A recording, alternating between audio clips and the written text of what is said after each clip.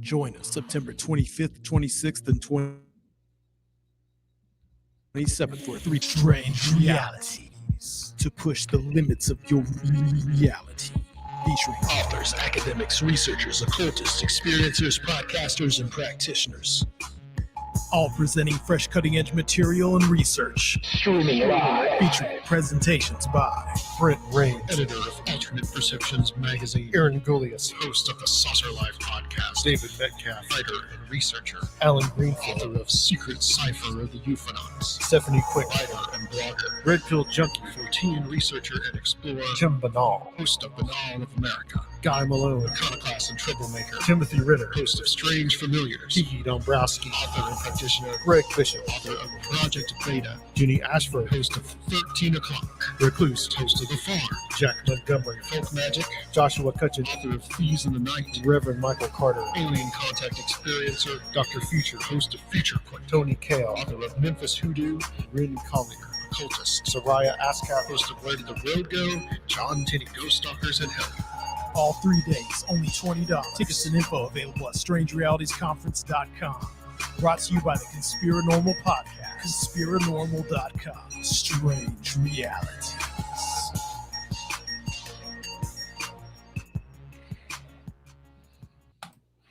Okay, guys, we are back. Welcome back. Yes, we are back to stream 3 more presentations in this little in this probably 3-hour section of the Strange Realities Conference 2019 that we did on October 19th in Nashville, Tennessee at SIR Nashville. And we are going to present to you guys now, starting with Zach Hunt about his book Unraptured, and that is going to be followed by Joshua Cutchin and Tim Banal. So look forward to that, guys. And in case you missed us, there should be posted up what we just presented, the first 3 presentations from last year of Mark Anthony Wyatt, Timothy Renner, and Joe DeMar. So you can check those out too. And we are going to play the next 3, and we'll see you soon.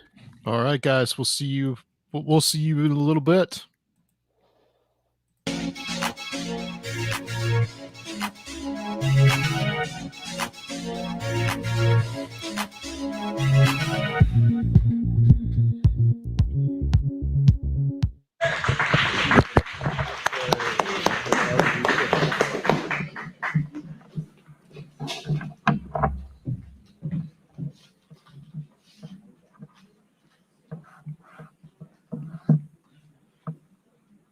My bedroom was dark, light just barely peeking through the curtains. My adolescent heart began to race. My stomach was in ever-clenching knots. Panic was beginning to strangle my senses as I rolled out of bed, calling out for my mom, my brother, my sister, anybody. But no one answered. The only sound to be heard was the creaking of old wooden floorboards beneath my feet as I stepped cautiously out of my bedroom. I began making my way throughout the house, room by room, slowly at first, one step at a time down the hallway, peering into each room, hoping, praying that somebody, anybody, would be there. Within each empty room, I picked up my pace, worried that my worst nightmare had finally come true.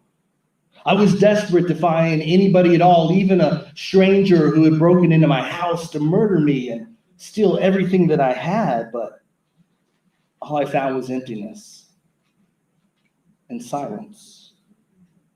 It had finally happened. My worst nightmare had come true. The rapture had happened, and I had been left behind. Jesus had come to collect his saints, and I had been found wanting, a sinner unworthy to be taken in the twinkling of an eye to heaven with the real Christians. But why? What had I done? I've been so careful not to sin, at least not too much.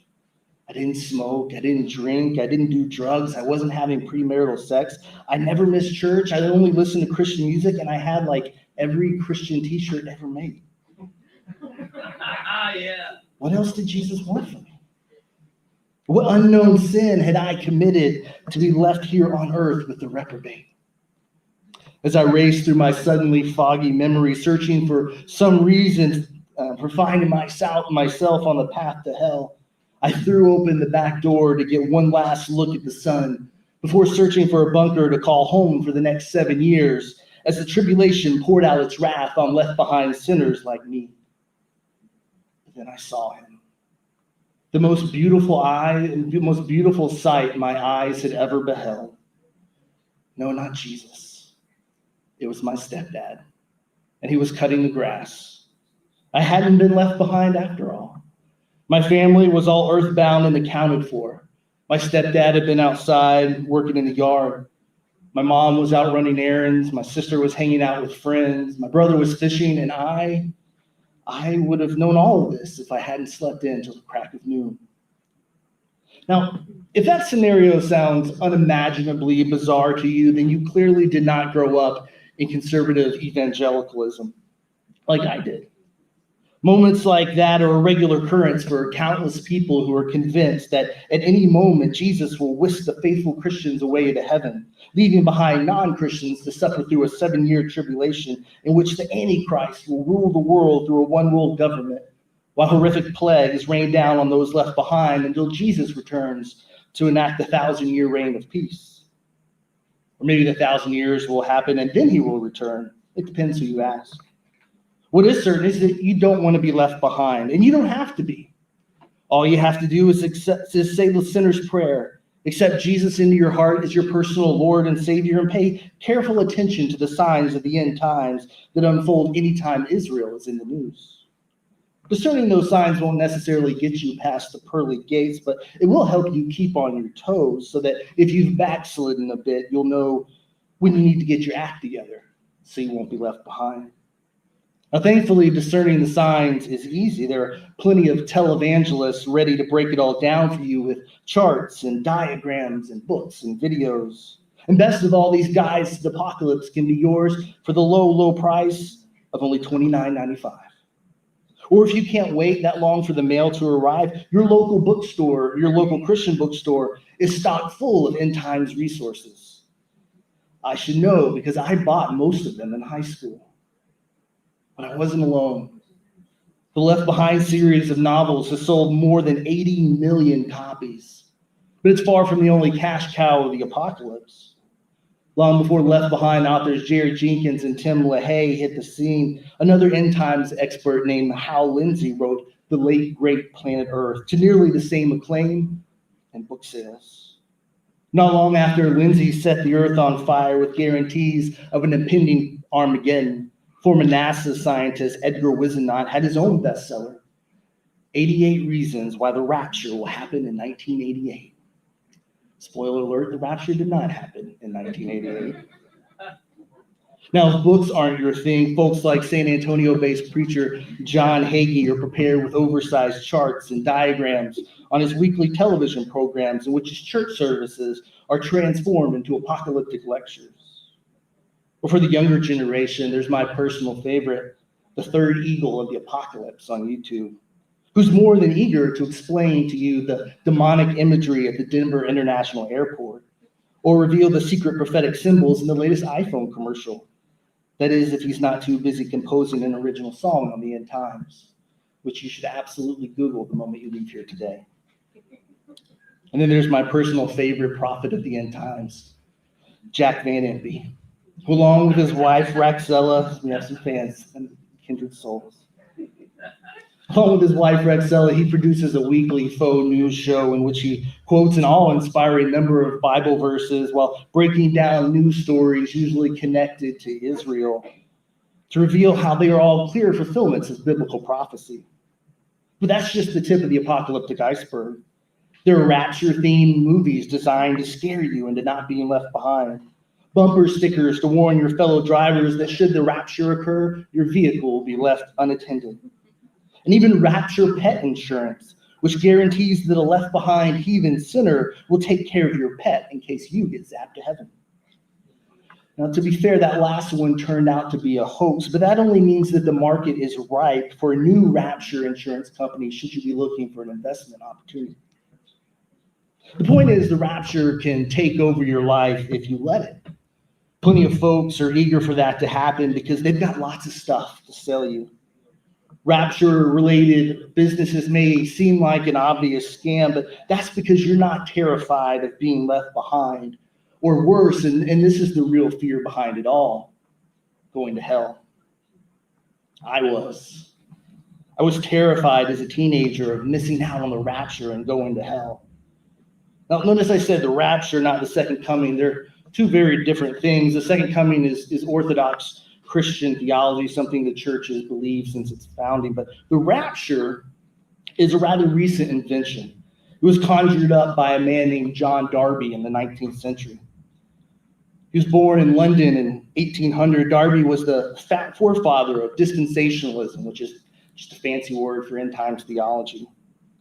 In particular, he's credited with creating the idea of the rapture. He was ordained in the Church of Ireland in 1826, but resigned his position the following year and went on to found a sect called the Plymouth Brethren. He was a prolific writer and preacher, as well as a hymn writer. He toured extensively throughout his lifetime, traveling throughout Britain and Europe, and even the United States. It was Darby who effectively invented and popularized the idea of a rapture. He actually may have borrowed the idea from a Scottish teenage girl named Margaret MacDonald, who, while attending the healing service in 1830, is reported to have had a vision of a two-stage return of Jesus. Her vision suggested that, yes, Jesus would return at the second coming, but that Jesus would have already returned once before that as well. Now, whether her vision actually occurred is a matter of some dispute, but what's not up for dispute is that Darby popularized the idea of a rapture. Surprisingly, though, Darby never actually predicted a date for the rapture to occur, or even the second coming. But Darby's idea of the rapture went over so many in the United States during his visits to the country between 1859 and 1877. His dispensationalist theology became so popular and so accepted as the gospel truth, the popular Bible modeled itself on his ideas and included his commentary throughout the text. And when you consider the timing of Darby's visit to the United States, it seems less surprising that he found an audience for what he had to say. Darby arrived at one of the bloodiest moments in American history, the Civil War. If ever there was a time of trial and tribulation in the young republic's history, a time that felt like the end of the world was near, then surely it was the Civil War, when tens of thousands of people could die in a single day. The South surrender at Appomattox brought an end to the Civil War, but not to worry and strife. Reconstruction was anything but paradise, especially for African Americans.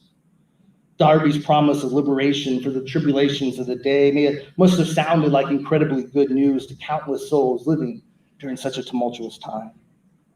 But Darby wasn't the only one in church history to come up with, shall we say, creative approaches to the end times. See, from the 4th century on, nearly every century saw at least one person predicting the imminent return of Jesus. The number of predictions picked up steam and became a fairly regular thing as time went on, even after a church council in the 16th century officially prohibited people from making such predictions. And most of those predictions are your pretty standard stuff, eclipses and comets and plagues that all seem like clear signs of the end to people at the time. But there's some fun stories in there too. In 1525, Thomas Müntzer was so convinced that Jesus' return was imminent and that he would be protected from harm as he and his fellow Protestant rebels revolted against their German monarchs, that he promised to catch the enemy's cannonballs in the sleeves of his shirt. Things did not quite work out the way that Müntzer hoped. He died. His fellow reformer Martin Luther got in on the prediction game in the 16th century. He wasn't quite as successful with predicting the future, though, as he was at sparking the Protestant Reformation. Those living in American colonies got in on the End Times Prediction Act in 1694 when it was foretold that Jesus would return to Pennsylvania. He didn't, at least not that I'm aware of. Speaking of America, many Americans thought that the Revolutionary War itself was a sign of the times, with the Stamp Act playing the role of the mark of the beast because it forced colonists to purchase and use stamps on newspapers and a host of other documents. Likewise, King George took the stage as the Antichrist, because every story needs a good villain. Another fun prediction occurred in England in 1809 when a famous chicken was said to lay eggs with secret messages written on them, messages foretelling the imminent return of Jesus. Shockingly, it turned out that the chicken wasn't actually magical or divine. Its owner was writing messages on ordinary, non-apocalyptic eggs. A century later, and an ocean away, the Millerites jumped into the second coming guessing game as well. Literally. Some of them were said to have jumped off roofs, believing that they would be caught up with Jesus in the twinkling of an eye. Sadly, Jesus did not catch them. But those who survived the jump went on to form the Seventh-day Adventists. Roughly 30 years later, the Jehovah's Witnesses began an epic and seemingly never-ending stream of predictions and revisions about the second coming. But their predictions came with a clever twist. Jesus did return, but his return was invisible. So that's why nobody could see it. Genius. Fast forward to 1977 when Countdown to the Rapture was published. What, according to that book, was the signal for the rapture's imminent occurrence? Killer bees. They may have come, but they did not bring Jesus with them. Remember the former scientist from NASA who wrote 88 Reasons Why the Rapture is going to happen in 1988? When Jesus didn't oblige, the scientist wrote a follow-up the next year called The Final Shout, Rapture Report 1989. Jesus again failed to show up. And there was no 1990 Rapture Report because I guess the publisher realized that it was just diminishing returns at that point. In 1998, someone predicted that Jesus would return on a spaceship. In the early 2000s, the Bible code made its debut on the dispensationalist scene, promising to use computer wizardry to unlock secret codes hidden in the Bible. It didn't, because believe it or not, ancient people who had no concept of computers probably also had no way of imagining codes that only machines, the existence of which they could not even imagine, would be able to figure out. The year 2004 saw another apocalyptic code gain popularity, the Noah Code. It claimed that it could predict the second coming by examining the story of Noah. Unfortunately, for those who bought the book, it turns out that Noah was better at building boats than he was at predicting the future. In 2012, some folks in the United States made quite the stir when they predicted that the rapture would happen on May 21st of that year. They spent countless thousands of dollars buying up billboards and driving vans plastered with rapture warnings across the country to spread the word. They were even kind enough to grant me an interview for my blog. Although nothing that I could say could convince them otherwise, or even get them to waver for a moment in their beliefs, when I asked them if they would grant me a follow-up interview if they were wrong and the rapture didn't happen on May 21st, they laughed at me and said, well, of course. I'm still waiting on that follow-up interview.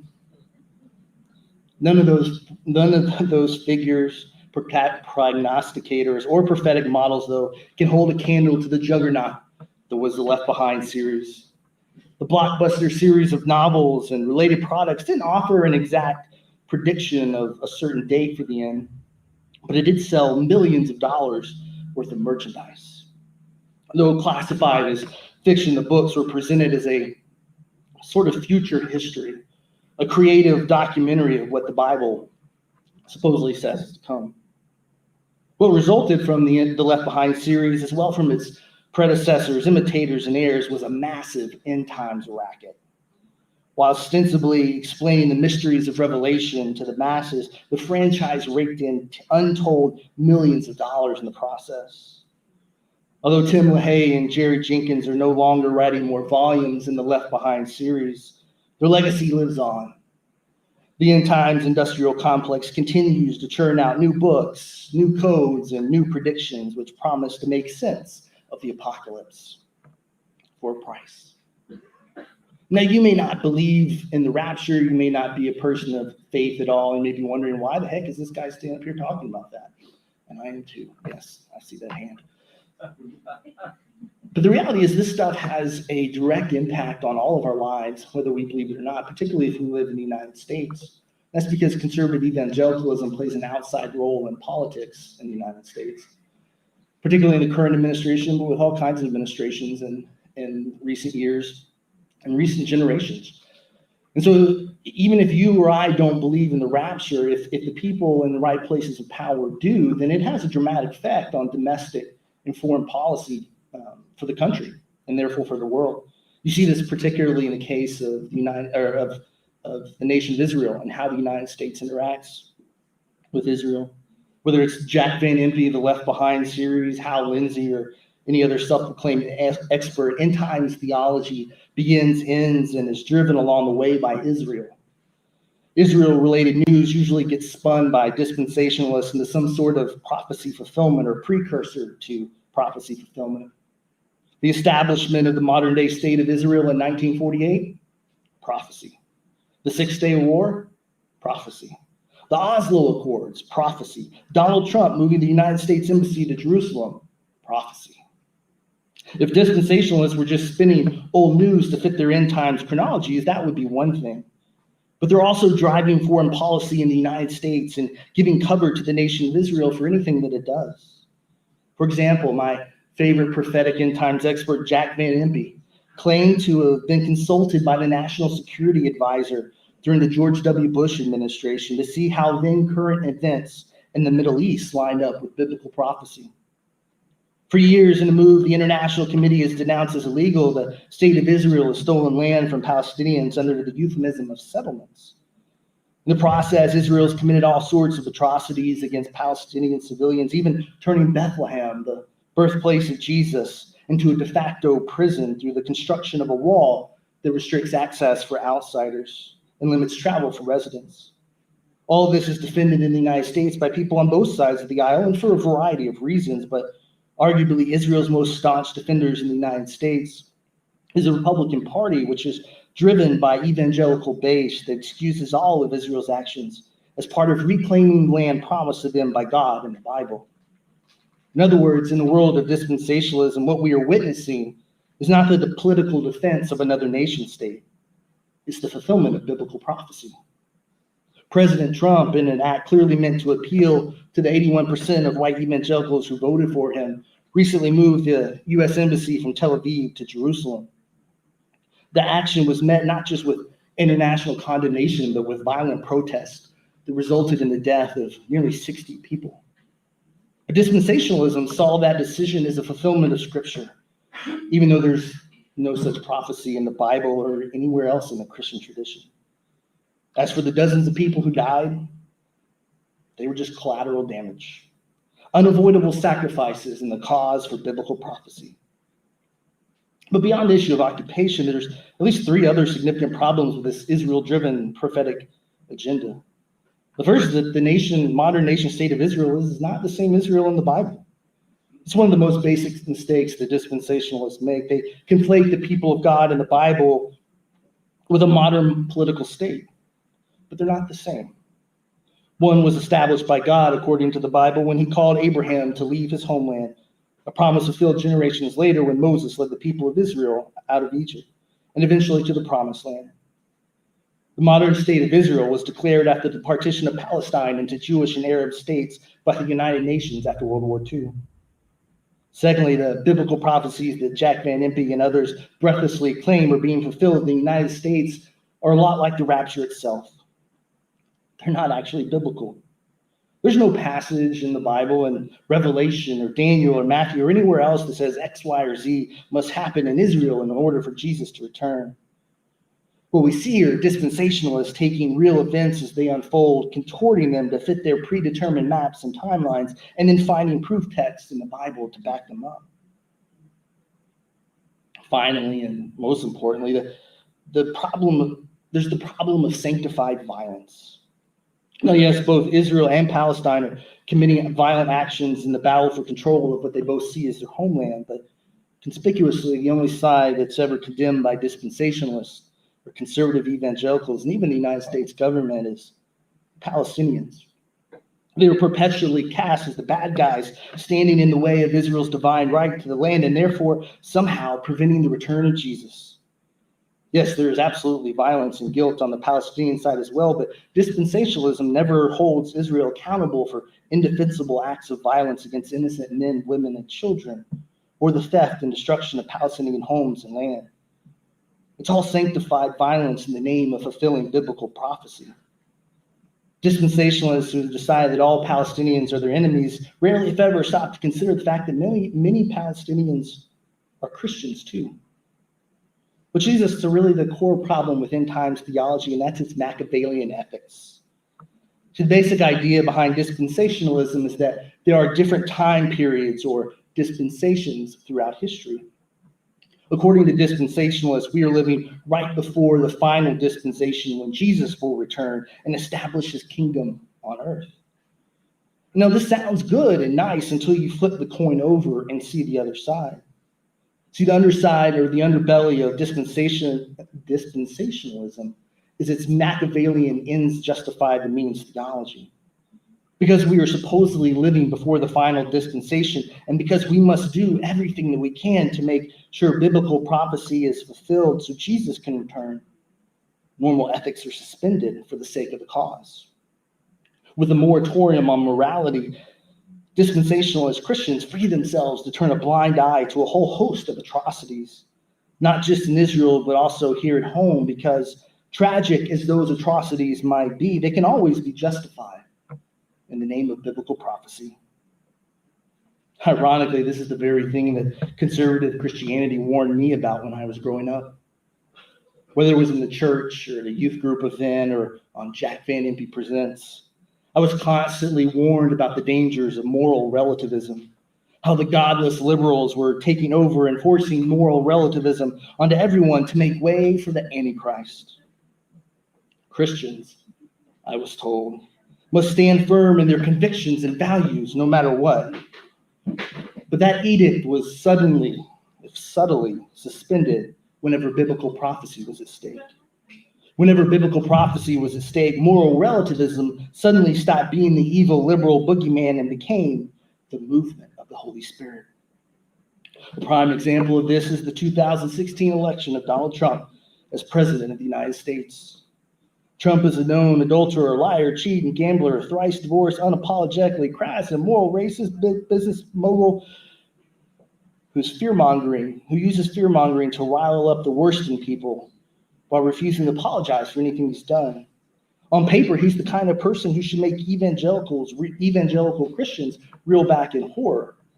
But 81% of white evangelical voters supported him. And despite a never-ending wave of scandals, racism, and bigotry since the election, that number has barely changed. White evangelical support for Trump is rooted in many realities, including radical partisanship, economic anxiety, racism, and a desire to overturn Roe v. Wade. But end times theology can't be overlooked as an important force in their embrace of him as a presidential candidate. If you turn to any pro-Trump Christian media outlet during the election or since, you would hear his Christian supporters describe him in terms of a biblical king, even a pagan biblical king, like the Babylonian king Cyrus, placed or chosen by God and anointed as God's chosen leader for such a time as this. Now, ironically, it was Esther, not Cyrus, who God anointed for such a time as this to use her position to bring justice to those being oppressed and marginalized by their government. But awkward details are easily and often ignored in the world of biblical prophecy. From his promise to overturn Roe v. Wade to his over-the-top support for Israel to his guarantee that clerks at Target will tell you Merry Christmas, Trump is viewed by many of his Christian supporters as a fulfillment of biblical prophecy. It's why they can not only look past, but even justify his many sins. We are on the brink of the final dispensation, they believe. And to make it over that brink, we must do whatever is necessary. Otherwise, Jesus won't be able to return because prophecy will not have been fulfilled. The suspension of ethics is necessary to ensure the fulfillment of those prophecies because that fulfillment can sometimes be nasty business, like chasing Palestinians off their land or waging war on the Muslim world to take back the Temple Mount. The end, which is the fulfillment of biblical prophecy in the second coming of Jesus, justifies the means, which is electing someone like Donald Trump. If his election means the fulfillment of key prophecies on the dispensationalist timeline, then we should overlook the unsavory details. Trump also embodies another underlying problem that, ironically, is also incredibly appealing to many who believe in the rapture and the tribulation that follows. Vengeance against our enemies. Trump is notorious for holding a grudge, for punching down and attacking anyone for even the most minuscule slight. He trashes enemies, both real and perceived, on a daily basis and promises to wipe them off the face of the earth with fire and fury. In some ways, he's the incarnation of the dispensationalist Savior. For dispensationalism, the Savior we see in Revelation fixes the mistakes Jesus made in the gospel. His soft stance on sin and crime, all that mushy stuff about loving our enemies, and most importantly, his humiliating death on the cross. A dispensationalist Savior returns to crush his enemies and wipe them off the face of the earth once and for all. But first, faithful Christians get to be zapped up to heaven, where they'll have a front row seat to watch. They'll have a front row seat to revenge as they witness their enemies tortured and killed during the 7 years of the tribulation. Vengeance may not be the first thing that comes to mind when you think about the rapture or end times, but consider what dispensationalism is really promising.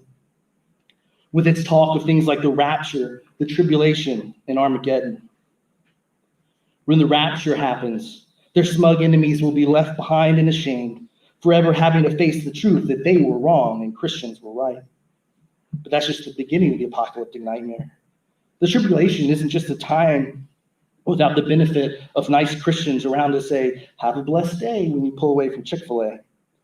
The tribulation is a time when all the unbelievers left behind, all the enemies of Christians that were raptured, are tortured for 7 years through a series of plagues, wars, and all sorts of Antichrist-directed violence. After the tribulation ends, there's still more violence. After the tribulation comes Armageddon, the actual war to end all wars. It's a massacre of unprecedented proportions in which the enemies of God, or more accurately, enemies of dispensationalist Christians, will finally get their comeuppance. But even Armageddon is still not the end of dispensational vengeance. Once the hell of tribulation and Armageddon are over, there's still actual hell on earth to deal with. In the timeline of dispensationalism, everyone, whether they've been raptured or left behind, will be dragged before the judgment seat to face the music.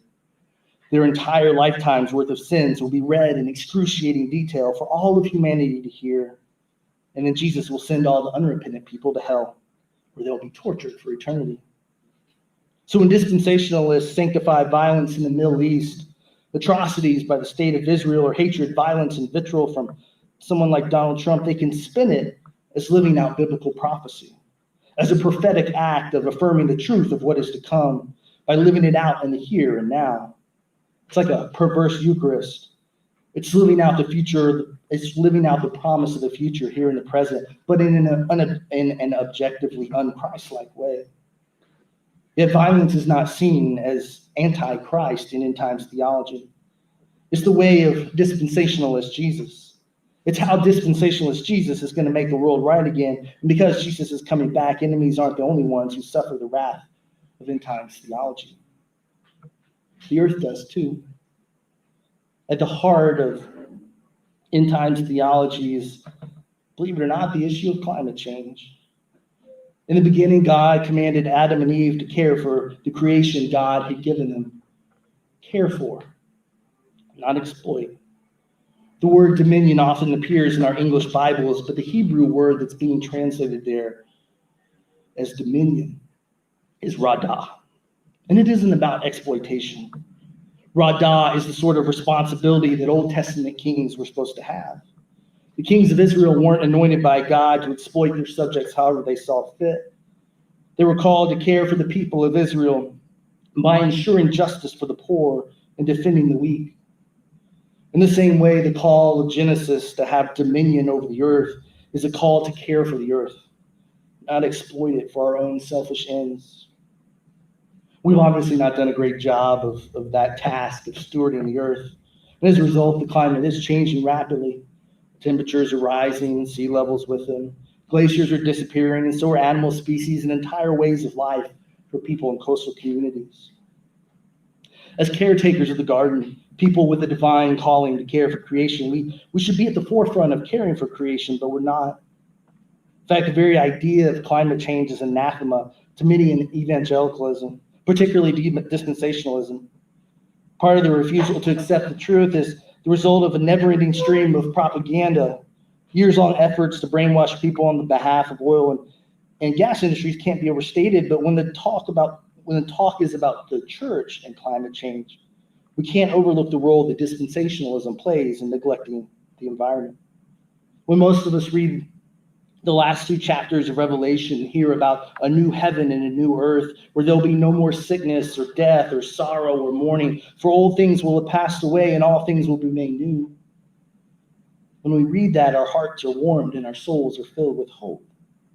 That's true for dispensationalists as well. But end times theology also gives them a pass, a get-out-of-jail-free card, if you will, for caring for the environment. After all, why do we need to make sure that our oceans are clean or our air is breathable if Jesus is just going to come back and set it all on fire and start again? The answer to that's actually rather simple. Revelation doesn't promise that God will make new things. It promises that God will make all things new. So what exactly is the appeal of all of this apocalyptic weirdness? Now, looking from the outside in, the appeal of end times theology is weird sometimes and hard to understand. Even for many people on the inside, it's pretty weird and hard to understand too. But there's a certain logic to it all. From the inside, dispensationalism seems very rational, almost scientific.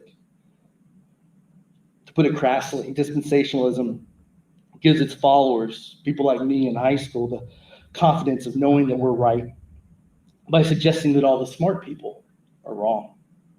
They can be incredibly empowering. It was for me.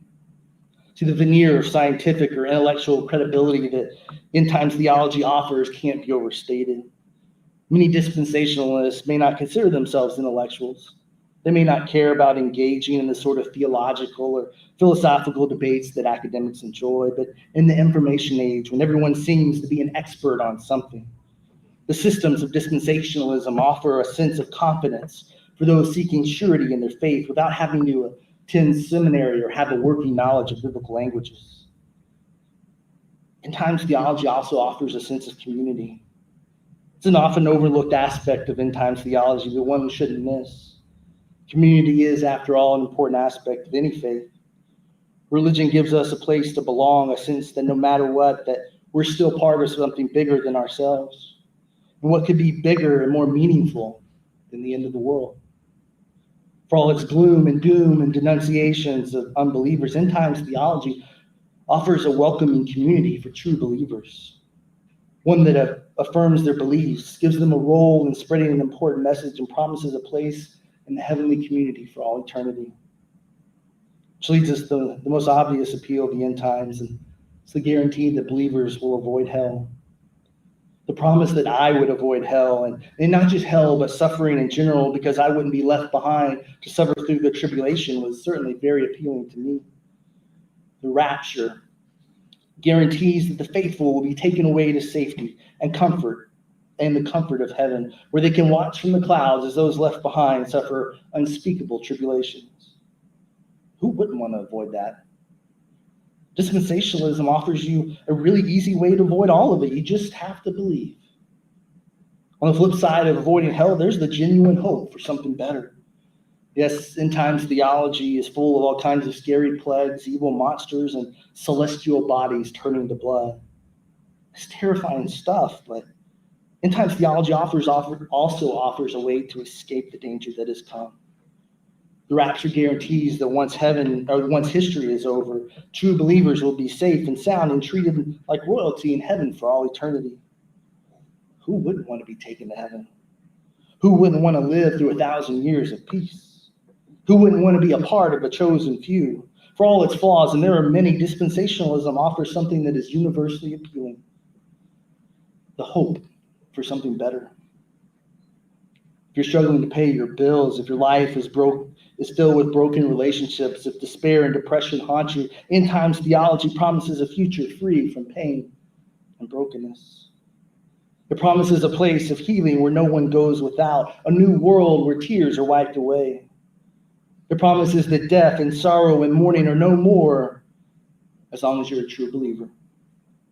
So what if you have to believe in some quirky things and trust in eccentric people making wild predictions and proclamations? If that's all it takes to find peace and happiness, why wouldn't you go along with it?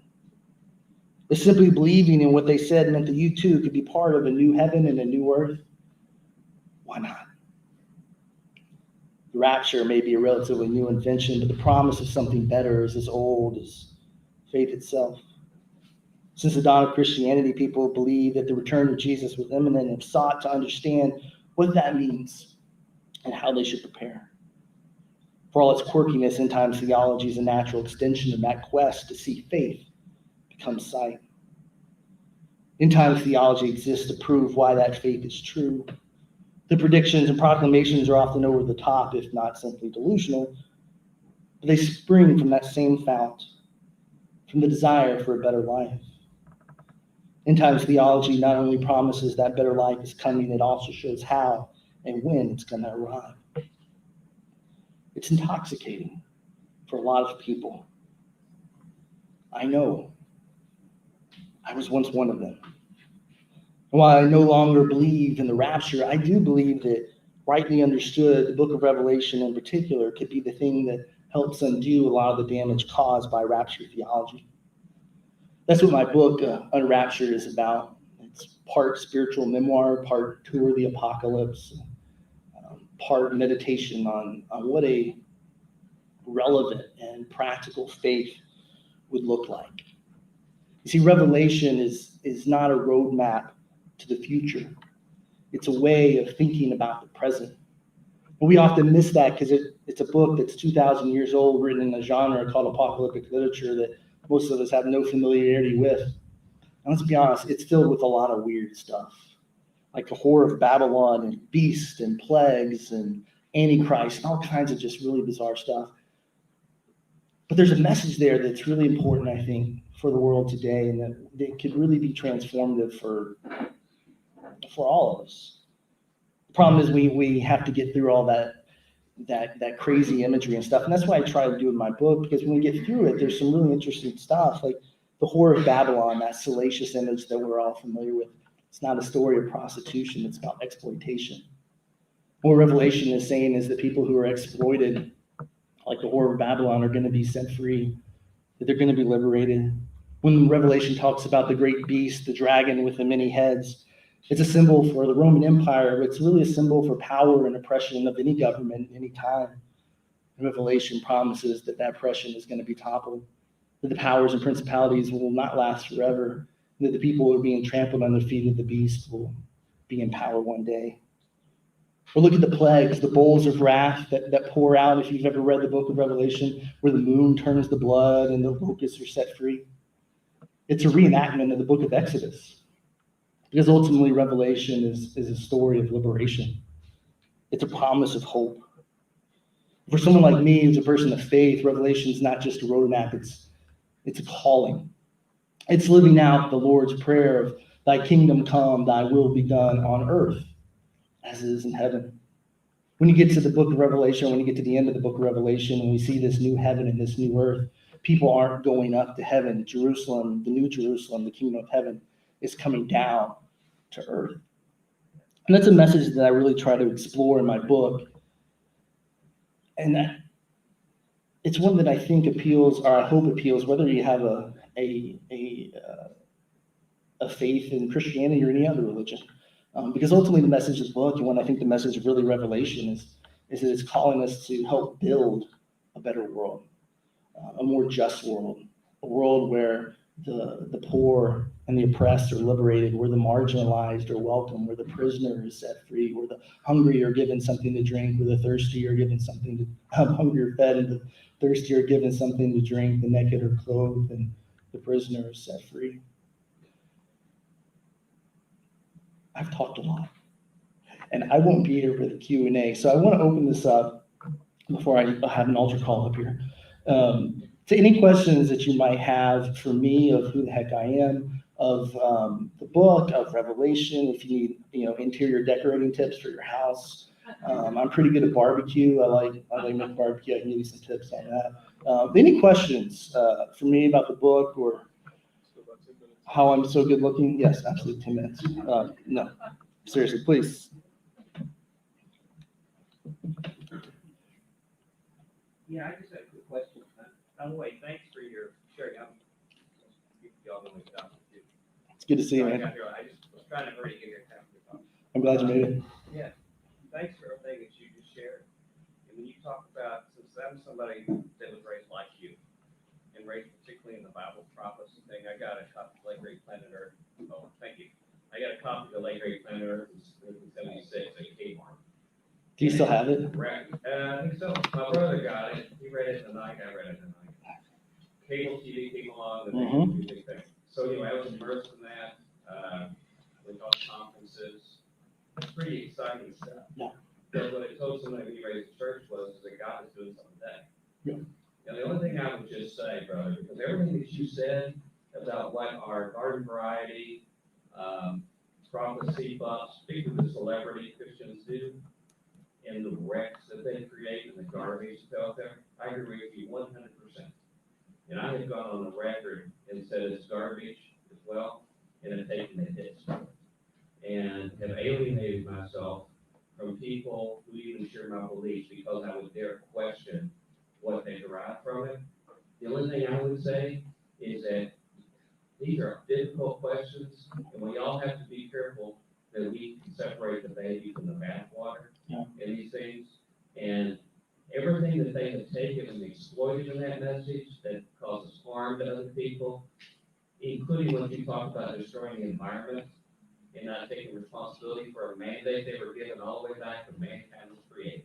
The first thing we were asked to do, and they used it as license. I remember James Watt in the Reagan administration used his end time gigs as an excuse to strip mine and put oil wells everywhere and things like that.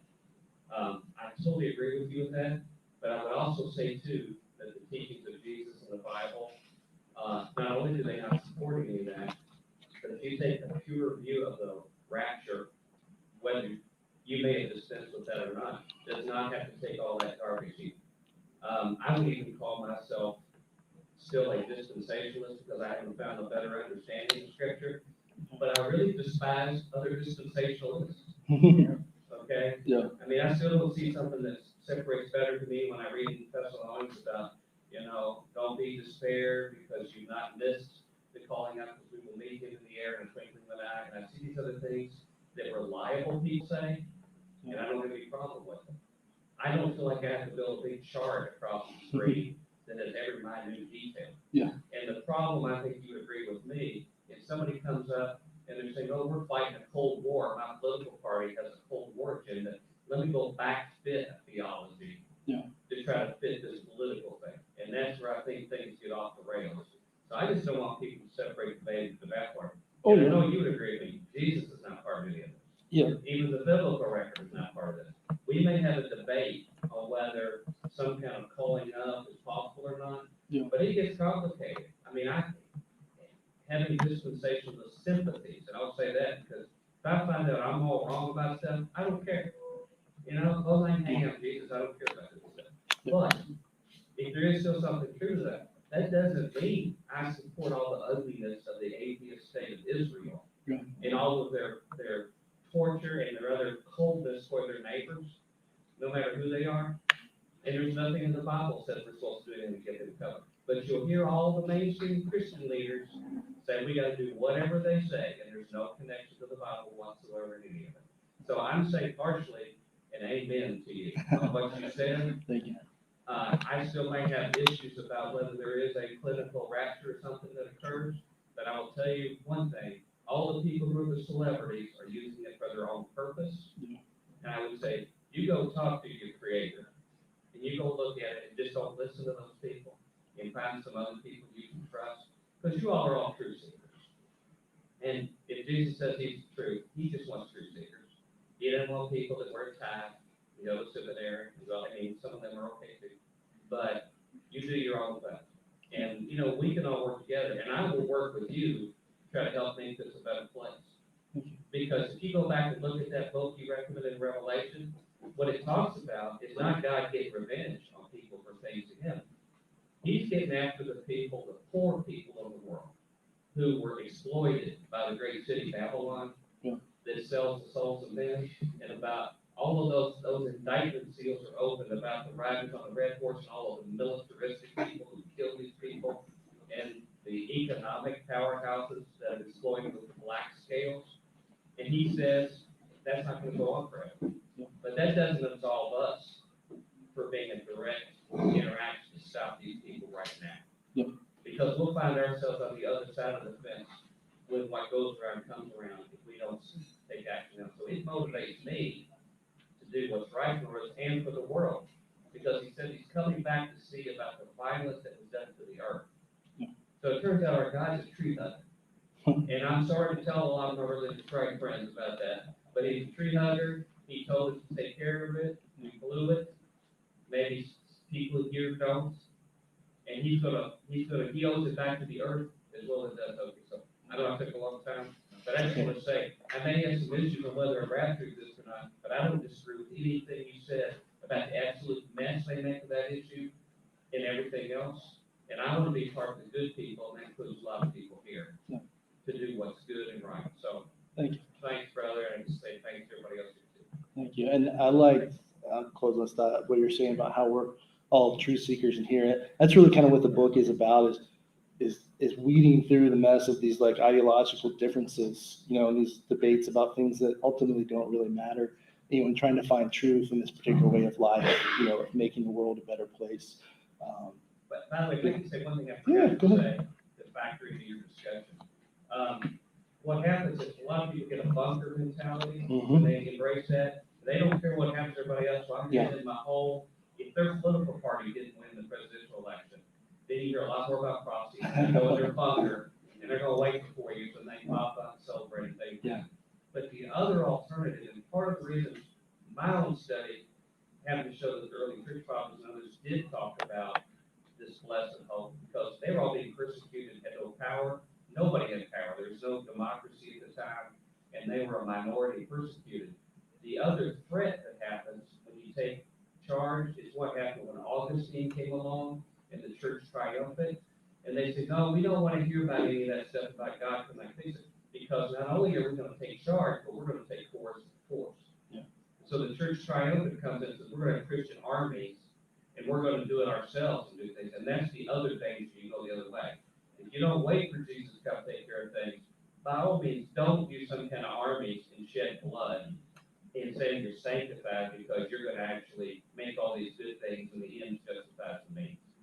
And so we can do things non-coercively, but we don't want to go that route. What the dispensationalists and the prophecy guys do now is they say, oh, we're not going to do that, but they take our army and our military to go do it. So it may not go under a Christian flag, but it's going to go under an American flag and do the same thing. So we got to make sure we reject that kind of stuff too. Sorry. No, you're fine. I close kind of side point that you made. The early church was deeply apocalyptic. I mean, they were convinced that Jesus was going to return like next week. And so you see this in the Gospels, and Jesus talks a lot about repent, for the kingdom of God is at hand. He goes around saying this stuff a lot. And you get some weird kind of things in later on in the New Testament when the Apostle Paul starts telling people that they shouldn't get married. And it's kind of a weird thing, but like Paul is not anti-marriage. He's just very, very apocalyptic. He believes Jesus is coming back next week. And if you believe Jesus is going to come back next week and the world is ending, you're not going to set up, an appointment with a caterer. You're not going to taste wedding cakes. You're not going to get fitted for your gown or tuxes or set up your. You're going to focus on the incoming or the impending end of the world. And that's what to me is so interesting. And this is where I try to get with my book and this is kind of what you're talking about the future a little bit. Is that the early church didn't have a bunker mentality about the second coming. They believed thoroughly that Jesus was going to return next week. But for them, that wasn't a opportunity to go run for the hills and hide in a bunker. It was an opportunity to double down on discipleship. It was a calling to love their neighbor more, because their idea was that they were going to prepare the way for the kingdom of God, that they were helping bring heaven to earth.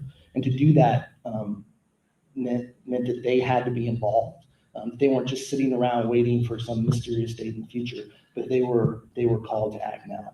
Anyway, thank you guys so much for having me. My book, I've got a few copies of my book. I won't be here all afternoon, but if you'd like to purchase one, I'd love to sign it for you. They're $15. I take cash, Venmo. I got one of those little square things. If you got extra lunch left over, you can pay me in food. I clearly enjoy food. Seriously, thank you guys so much for having me. It's been an honor.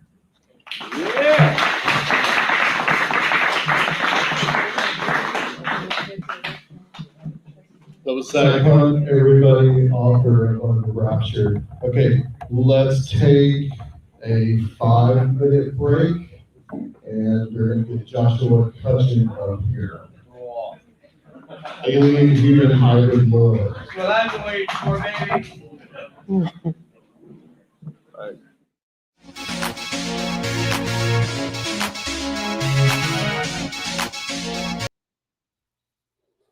All right, we're back.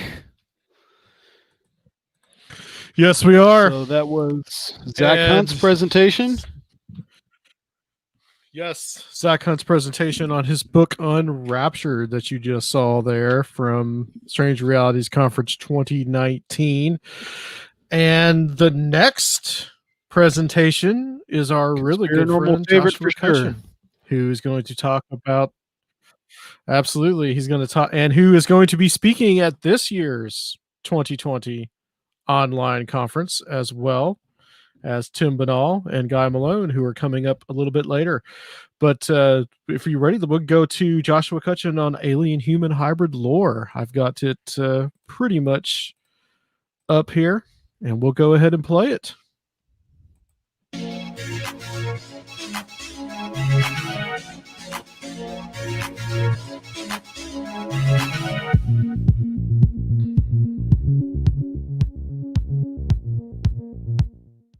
There we go. Hello. Quick thank you to Adam and Sergio and Rob and everybody who's involved in putting this together. Always really special to get people of a like mind together to participate and to have a meeting of minds and talk and share things. So I am here to talk about the intersectionality of the human-alien hybrid phenomenon, as it's known in ufology, and changelings from fairy lore.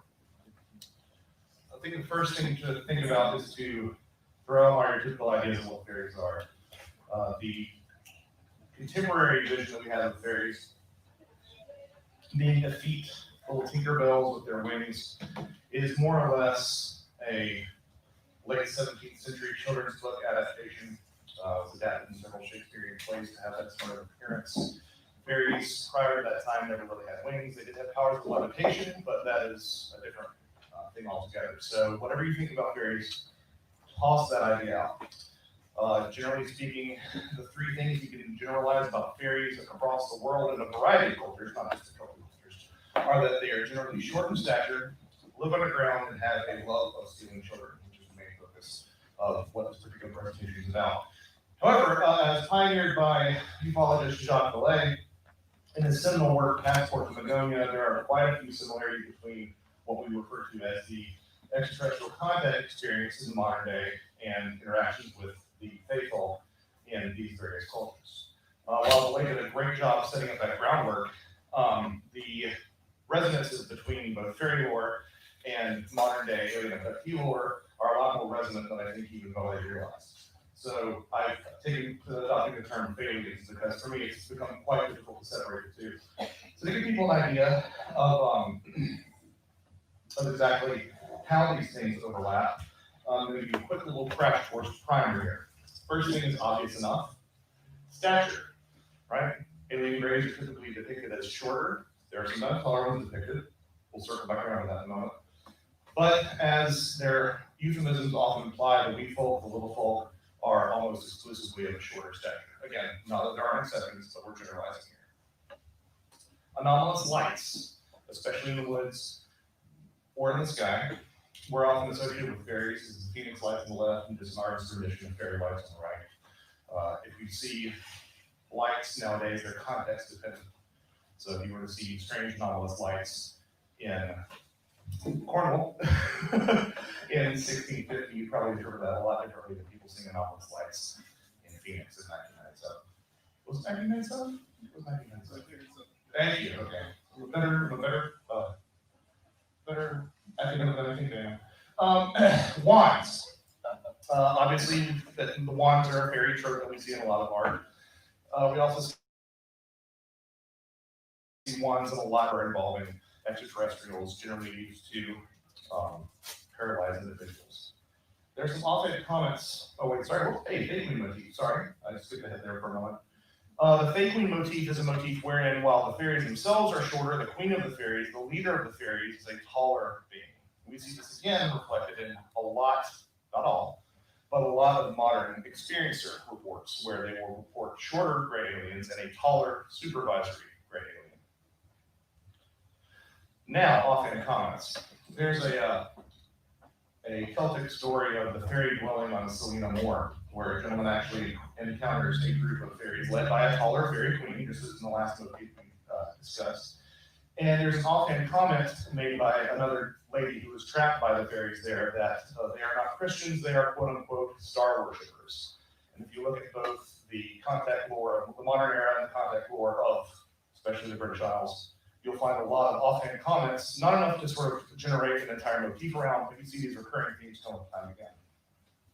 Paralysis, extremely common in all sorts of modern contact cases, close encounters with the third kind and higher, where people are unable to move. Common motif, common trope in modern alien abductions. In fairy lore, this was known as being fairy struck, or known as elf shot, which is literally one of the little people firing an arrow at you, an invisible arrow often, although there are people who have said who've collected elf shot. It's usually typically Neolithic arrowheads, but individual arrows shot by the fairies to paralyze you. In fact, the fairy stroke, where we got a modern term for the medical condition of a stroke. There's an entire speech I could give about one word out of every paragraph you speak has some sort of tie to fairy lore, but that's not here nor there right now. Levitation speaks for itself, another common trope in alien abduction. The fairies could levitate themselves, they often abducted people via levitation. Being pixie-led is not an especially common term that we have heard a lot here in the States, but it refers to the idea that pixies can turn you around, pixies being one of the different types of fairies. Yes, Cornish variety, again, Mark back there. They can actually turn you around and render a familiar place completely unfamiliar. They can take you down a country road that you've never been down before. Basically, they can get you lost. This motif, again, reflects itself in modern abductee lore, where abductees are often compelled to travel down along the country road, even though they know it's on the way to their destination. They're often compelled to go to a place in the wilderness where they often encounter craft. Not in every case, but enough to consider a motif.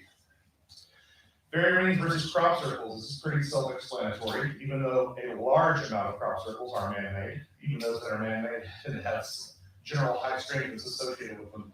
Fairy rings are still a term that you might see on a checklist of things that your lawn care person might ask you to have. In this case, a circle of mushrooms, although there are variations on this that include a bear and patch of grass. But typically, very much the same. Underground habitats. It's become a trope in modern mythology that extraterrestrials live at underground bases. Fairyland is almost exclusively, in all fairy cultures, located underground. Elaborate taxonomies. It's like Pokemon up here, look at this. We're all familiar with the inconsistency. As much as people want to paint the idea that UFO abductions are a monolith, there is an inconsistency in the sorts of entities that are represented.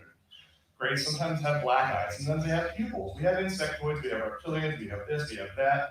One of my friend Greg Bishop's favorite encounters involves beings that look like bananas covered in terry cloth robes. Similarly, fairy folk are best understood as a taxonomy of beings. Mermaids, ogres, mythical fairies, the list goes on and on. Taller elves, and just a plethora of indigenous names as well. Livestock mutilation. This has become another trope in mythology. I don't think I really need to explain that aspect to anyone, but if a cow was found mysteriously dead or mutilated, it was attributed to fairies. in cultures of the past, so much so that they would actually abstain from harvesting the cow after it was killed by the fairies. Missing time is one of the biggest ones that people come around to. Missing time in ufology refers to the idea that you were driving and it should have taken you an hour to get someplace, and you have 4 hours and you don't know why it took you 4 hours. Typically in this scenario, you have a hypnotic regression, and it's revealed that you were taken aboard a craft. Well, there is an abnormal lapse of time amongst fairy abductees in almost all literature. Typically, this manifests as shorter times revealed to be longer times, so they'll go into fairyland and someone will come back out, 100 years will have passed, although the inverse does happen as well. This is something that I was quite astonished to find. I contended that if these similarities are this resonant across both the modern abductee lore and fairy lore, that everything in one should be explained together. One of the things that I couldn't explain was implants. Why isn't there an analog for implants in fairy lore? And of course, the implant motif, the implant idea is that abductees are taken aboard a craft by extraterrestrials. They have some sort of chip or microprocessor implanted underneath their skin, and it somehow communicates with spacecraft, et cetera, et cetera, et cetera. But it was a well-known bit of fairy lore that the fairies, if you offended them or slighted them in any way, they might strike with a fairy blast. Blast, etymologically, is where we get the term blustery or blister. So a blustery day, a blister under the skin. Fairy blast would manifest in a wind that causes this blister to rise. And there is no shortage of general detritus that's found in these fairy blasts, including rocks, bits of iron, bits of metal, bits of eggshell, bits of porcelain, bones, hair fragments, etc. So this obviously, to me, sounds like a very close correlation to what we saw between fairy lore and alien lore. And then finally, an obsession with children and reproduction. So this should be a pretty clear portrait of my sort of editorial stance on how I feel about these things. If you can look at this list and tell me that there's no overlap between fairy lore and alien lore, we should talk about something else, because it's pretty damn clear at this point. Yeah. Not saying that aliens are fairies, not saying fairies are aliens. I think these are two different skins that put on the same phenomenon, and neither interpretation is 100% correct. I don't want to be this guy. Oh yeah. Sometimes I feel like that, right? And actually, this image might be a little bit more prescient than you realize. So stay tuned to the History Channel. I can't say anything more than that. But having said that, we should talk about changelings. What is a changeling? A changeling is a child who is taken, well, I should dial it back. When a child is taken by the faithful would tend to leave behind a changeling. Exactly what a changeling is something that we can unpack in a little bit. There are a couple of different variations on that. This belief is predominantly expressed in Northern Europe, in the British Isles. It's also found worldwide as far flung as China, Greece, Native America, Germany, France, Poland, and Czechoslovakia. The idea is that the fairy folk take a child when no one is looking and replace it with a substitute of some kind. There are a variety of preventative measures and criteria for which children can be taken, but we'll not discuss them here. This is largely an expansion of one section of my latest book, Thieves in the Night. So what were changelings? We're going to put a pin in this because we're going to come back to it at the end of the presentation to discuss each of these different scenarios. Changelings were either fairy babies, old fairies, or what are known as stocks and fetches, hence the title of this presentation, Stock and Trade, which I thought was super witty. Very nice. Changelings have been described by a variety of credible people. Martin Luther claimed to have seen a changeling that ate as much as, what is this great quote here? Eat as much as 2 clowns or threshers were able to eat. So again, this idea of this something in the other world replacing a human child with one of theirs. Generally speaking, particularly in the lore of the British Isles, changelings had a series of characteristics. They were hideous, strong or sickly, had wispy hair, were constantly begging for food and never satisfied, small, shriveled features, gangly limbs, occasionally outsized head, and large outsized eyes. Large outsized eyes and occasionally oversized head. Typically, they did not survive, but we'll get around to that too. So what have we heard about in Fortiana that fits that description?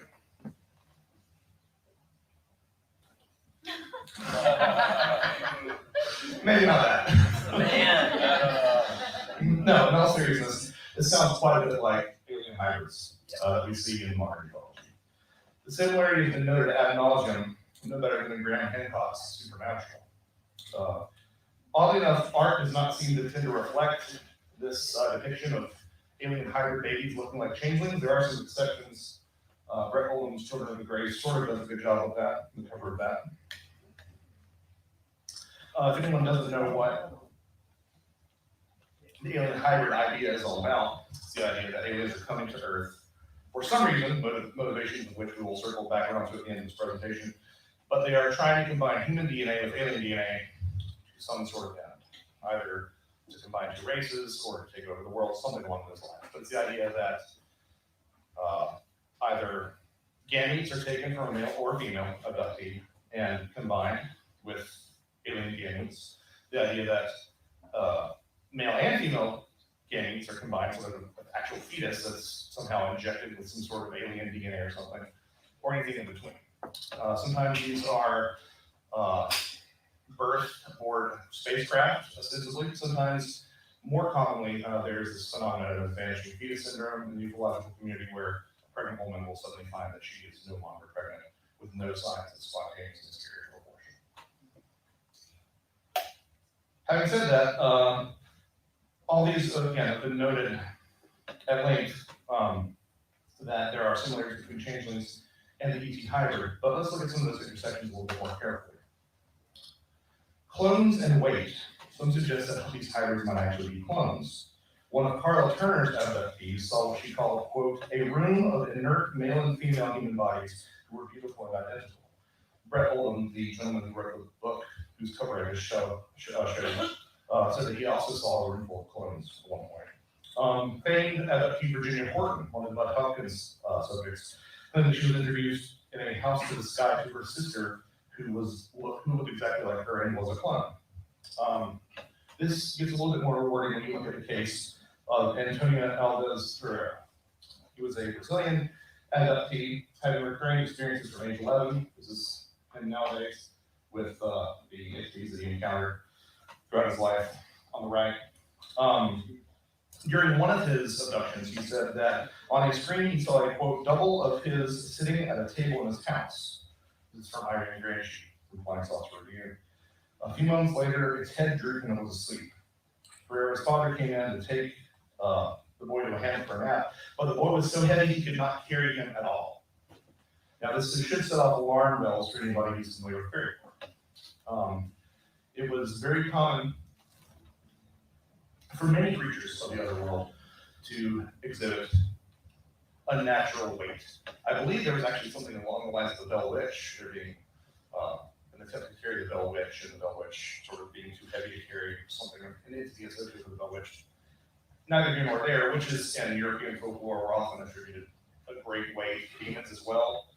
The Konigajiji, one of the Japanese yokai, had an old man's face. It was a baby would cry in the woods, and it was so heavy that if you came up to rescue this baby that was crying in the woods, it would actually crush you. So ours pictures that.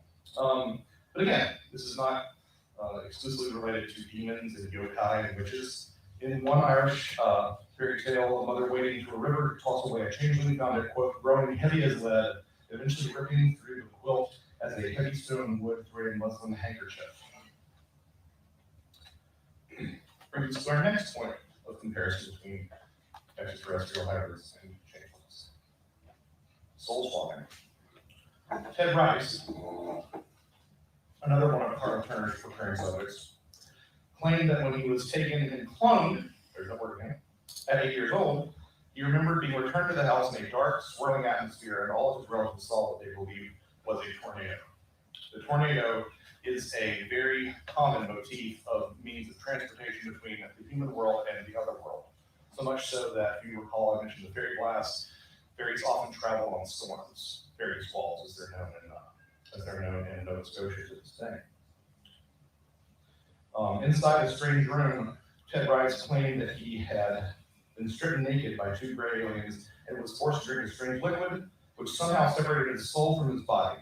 His soul was then transferred to an identical body. So again, the aspects of the changing motif are here, even in this story. This idea of soul swapping finds itself again in the work of Whitley Strieber. Many times Strieber has compared some of the entities that he has seen to what he called kobolds. Again, as I mentioned earlier, a lot of our English language is in debt to fairy lore. Kobolds are where we get the word. Anybody want to guess?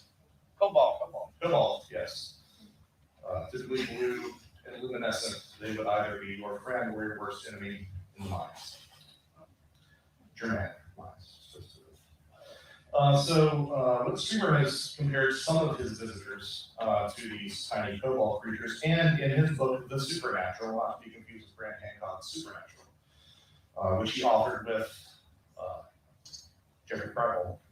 In The Supernatural, Strieber discusses a vision of a friend of his who was not a very good person, but he was still nonetheless a friend, and Strieber and his wife Anne were in the waiting room while this gentleman was on his deathbed. Now, you can put as much stock in this as you want to, but Strieber claims to have had a flash of a vision of his friend on his deathbed while he's in the lobby of the hospital, suddenly passing out of his body. Quote, "Then he was gone, and in his place there was a tiny baby girl being held by her father.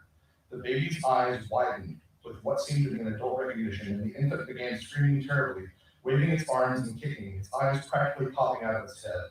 The frantic parents tried to comfort it, and then the vision was gone. This vision was preceded by the idea of these kobolds dragging the man's soul to the body of a child in an Indian slum." Oh, whoop, not yet. A similar story comes from Jenny Randalls, one of my favorite ufologists, who discussed that an abductee's mother took her 9-month-old and then ran into the garden and experienced the child absolutely screaming, and after that point was somehow different. She felt the child was somehow different. She said that she believed an alien entity had taken over her child during that brief moment in the garden. So again, we have the motif of a child being exchanged with something from the other world, which we see so strongly in fairy lore. This idea of soul swapping finds its way into some discussions by Walter Evans Wentz, who, if anyone has not read Very Faith in the Celtic Countries, and you're interested in this stuff, go home and do it now. You can find it online in a PDF form for free. Old Walt ain't making any money off this anyway, right?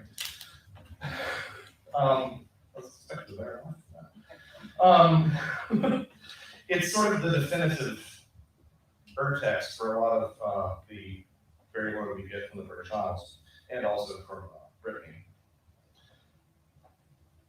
Evans Wentz describes this soul swapping concept as thusly: comparative study shows that non-Celtic changeling beliefs parallel to those of the Celts exist almost everywhere, that they center around the primitive idea that the human soul can be abstracted from the body by disembodied spirits and by magicians, and that they do not depend upon the sacrifice theory, though animistically, closely related to it. For example, according to the Lepers Islanders, ghosts steal men, as fairies do, to add to their own company. And if a man has left children when he died, one of whom sickens afterwards, it is said that the dead father takes it. Both Egyptians and Greeks often depicted the soul as a smaller entity flying out of the body. To quote Evans Wentz, these ideas reappear in medieval reliefs and pictures where the soul is shown as a child or a little naked man going out of the dying person's mouth.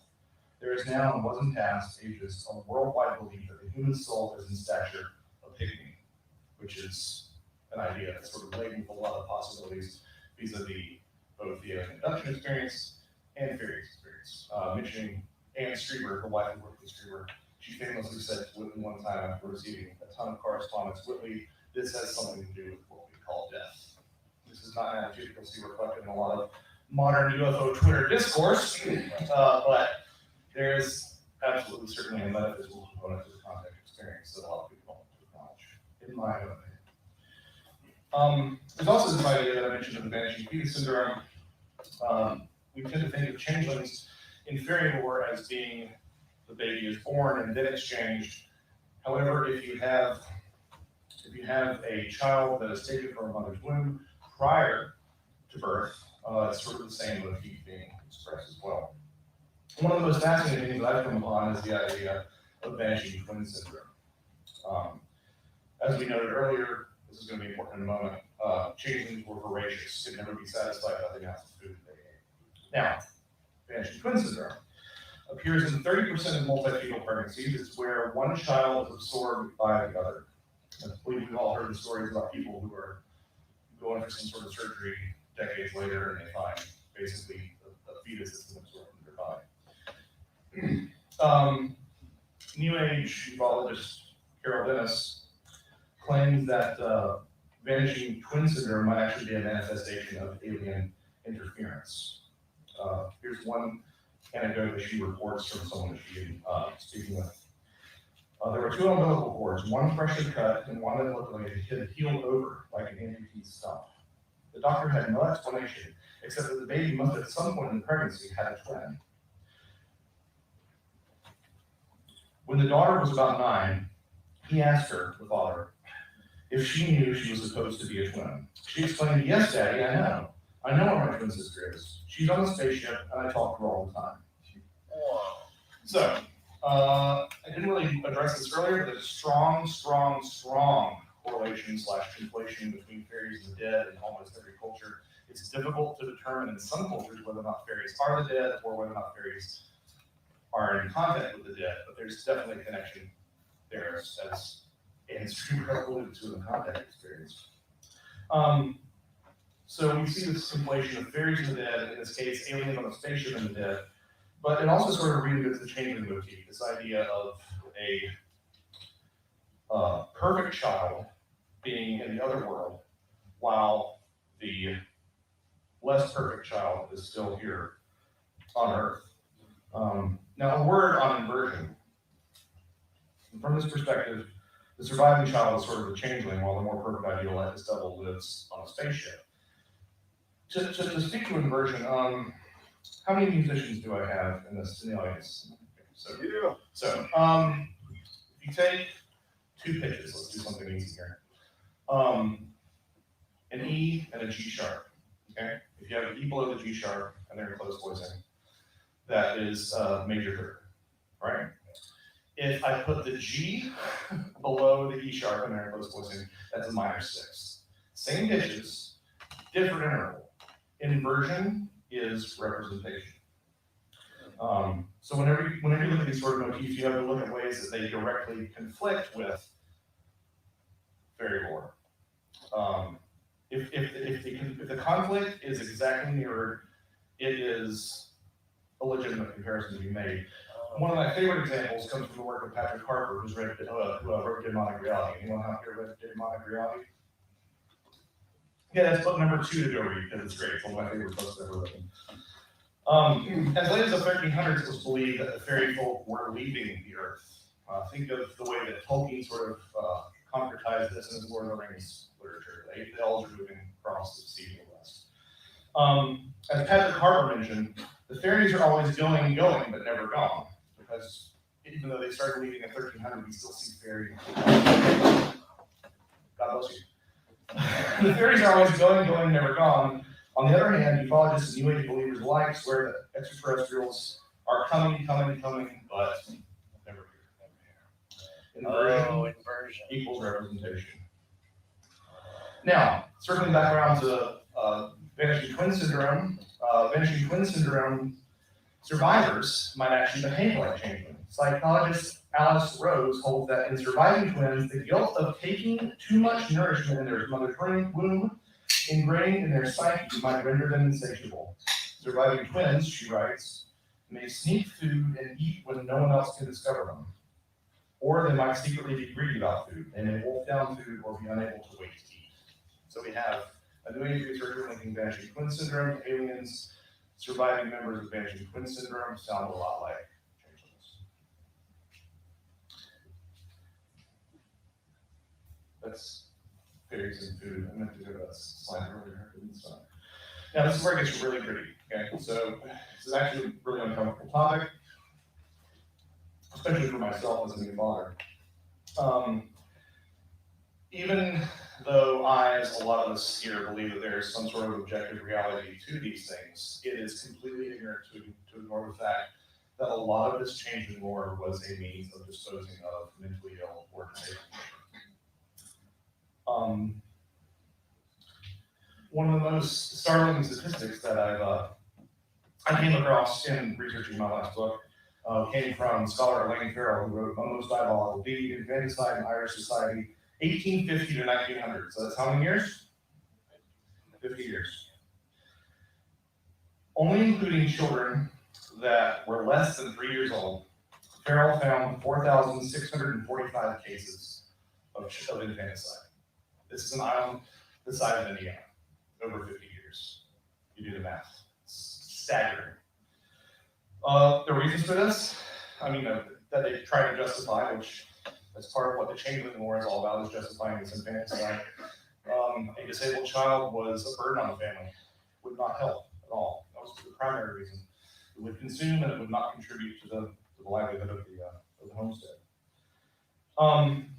So this is where it gets Grizzly talking about the way that you would retrieve a changeling. Generally speaking, the most efficacious way to get your own child back would be to torture the changeling in the hopes that the fairy folk themselves would say, oh no, one of ours is being tortured, we should go and rescue them and bring the baby back.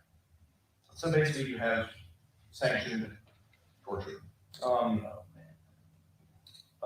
of the most popular methods was basically cooking a child. You would either threaten it with fire or you would literally press hot tongs to its toes, put it on a grate, boil it, stick it in the oven, all these sort of things. However, I find this interesting, if there is an objective reality to the change phenomena, that this again is a motif that occurs in at least some modern day encounters.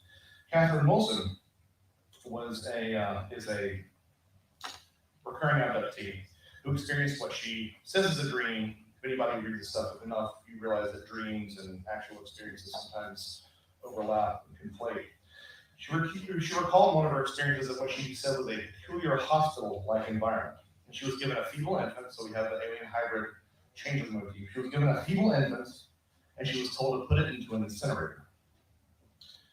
People were putting other dead and dying babies into it. She says, quote, somehow I knew this device doubled as a rejuvenator and could heal babies. After the child was placed into the flames, she was relieved to discover that it suddenly became healthy as a newborn child. So again, we have this motif of a child, an otherworld child, a sickly child, being placed into fire and coming out whole again. Another popular means of retrieving your child was abandonment at a sacred or liminal space. Depending on your culture, this might be a shoreline, it might be a crossroads, an open grave, etc. You come back the next morning, your child will be there, the change will be gone. This again, rarely finds its way into modern alien abductee lore, but you do find it sometimes. A pregnant woman from Orange County, New York, which is rife with Irish settlers, blacked out after sighting a series of UFOs in the night sky in October 1977. Upon regaining consciousness, her neck was stiff and she experienced reproductive bleeding. She spoke with her boyfriend and was shocked to learn that he had multiple interactions with short, red-eyed creatures on the property. Several months later, her doctor informed her, to her surprise, that she had miscarried.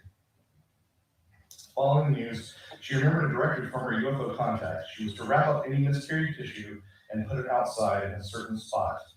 A directive she followed after passing such material. So again, the abandonment of the child, in this case, tragically enough, the remnants of the child in an outdoor space. Let's go on to something happier. Disposition. angry fairy glaze. Both are sick. Both hybrids and changelings, modern day alien hybrids and fairy changelings, were generally regarded as being sickly or listless. Now, as a point of worthy of note, modern alien hybrids are rarely described as voracious. In fact, they're quite often described as completely uninterested in food. But remember, inversion equals representation. Indigo and star children. Who's familiar with either of these terms? Indigo children, star children. Yeah. Some claim that the motives in the modern day alien abduction experience are not to take over the world, but to rather evolve humanity. Indigo children or star children may be hybrids, depending on who you talk to. Sometimes they may just be conceived by abductees and manipulated or sort of coached by aliens from infancy. But in almost every case, they look completely normal but possess exceptional intelligence, beauty, empathy, and psychic abilities. They are exceedingly healthy, precocious, intellectually gifted, and resistant to authority, getting worse here, and struggle with the mundane, non-creative aspects of life, such as the education system. So they kind of sound insufferable. They're the polar opposite of changelings, but remember, inversion equals representation. Again, you could possibly construe that sort of anti-authoritarian streak, struggling with the educational system might be sort of a reflection of that motif of the unsettling, unruly changeling baby. While truly hideous hybrids, again, talking about that inversion idea, in the indigo children model, the alien hybrids are kept safely in the other world, aboard the craft, while the desirable children are left on Earth. So it's sort of a switcheroo of the changeling motif. You're taking the hideous alien hybrid on the craft, away from the human realm. The desirables are left here. This also places human parents as the changelings, which is another inversion equals representation idea. As Bud Hopkins once said, a very young abductee is often systematically trained to believe, in effect, that the woman who lives at home on Earth is a false mother and unrelated imposter. So you're sort of flipping this idea of the changeling on its head. However, having said that, we got two types of fairy babies now, right? We've got changelings, here's the living on the left, and human fairy hybrids. So we sort of do a little bit of a distinction here. Changelings, which we've been talking about extensively throughout here, survived very rarely. When they did, they were dullards, they were immobile, and they were inarticulate. In fact, the word oaf actually has its etymological roots in the word elf. So we have the idea of the human alien hybrids as the changelings, and we have the idea of the indigo children as fairy human hybrids. These children survived often. Lady Wilde, who was Oscar Wilde's father and a great Irish folklorist, described these children as quote-unquote headstrong, independent, passionate, bold, reckless, proud, with a strange mystic nature, gaining fame through music and song. They were passionate, revengeful, and not easy to live with. It's the same description as indigo children today. This is sort of a small representation of the similarity between changelings and alien hybrids. For example, a lot of the things that you see in the baby presentation that's come to be known in modern ufology, which is where the human mother is introduced to her alien hybrid or craft. That whole experience shares a lot in common with a subset of folklore called the Midwife of the Fairies. Cherry of Zinner is one of those from Cornwall. And that's all discussed more in my book, sort of unpacking the other legends that surround these things. But now let's get to sort of the meat of this, which is where I feel like it's the coup de grace. What were changelings? So we said fairy babies, old fairies, or a stalker fetish.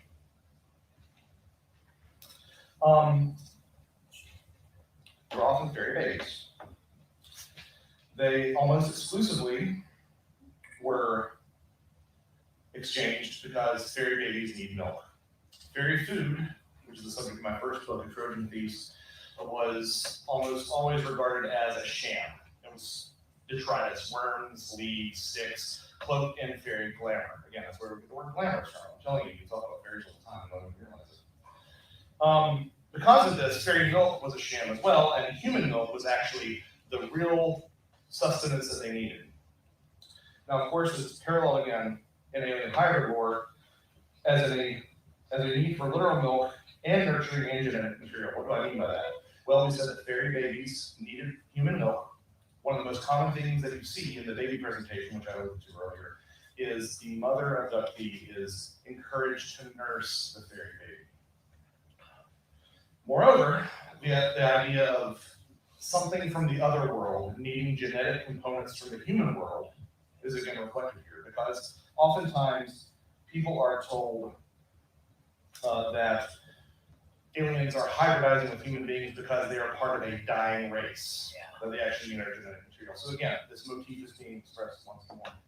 This is a excerpt from one of David Jacobs' books. Your mileage of him may vary, as mine does, but let's just, for the sake of argument, assume that this is actual experience. This is describing the baby presentation that I mentioned. The woman hears another directive: nurse the baby, put the baby to your breast and feed the baby. This is the alien speaking to the baby. The woman says, but I don't have any milk. The response is, put the baby to your breast and nurse the baby. Saying no is futile. If she resists, the aliens will put the baby to her breast anyway. It cups its mouth on her nipple. It is a very weak sucking reflex. In many instances, the woman may be surprised to find that she is lactating and that her breasts are engorged. When that happens, the baby will partially drain the breast. Often, however, nursing the baby is futile, but seems to satisfy the watchful aliens nonetheless. This ties to the idea that there's actually a metaphysical need, perhaps an energetic need for whatever these things are seeking. The other idea, or the other thing behind fairy lore, is that they were old fairies. So again, we have this idea for new blood manifesting in a different way. A human child was taken to interbreed with the fairies to sort of boost up the bloodline. Again, this collection of genetic material. On the other side of the coin, an older fairy man might get to enjoy sort of a hospice arrangement because he gets to stay there with humans and be nurtured by them. This is sort of a reflection in modern abduction lore, again, of this idea that alien hybrids, like changelings, were old and wizened and looked like old people. When this is from Carl Turner, then when she was wanting to nurse, this is another abductee, I had this really weird thought, sort of apart from the dream, like standing off a little watching. I thought, what if he, her alien hybrid baby, isn't really a baby? What if he is really some midget pervert? I emphasize this last part because it indicates an awareness that we might be interacting with something less human and less innocent than it seems. So the idea that these are old souls in these hideous hybrid bodies. Now, the last one, which is sort of the focal point of the title of this presentation, is the log. Yeah, that's right, it says log. I'm not sure if David mentioned or intended for this to be interpreted this way, but it's, again, sort of a variation on that idea.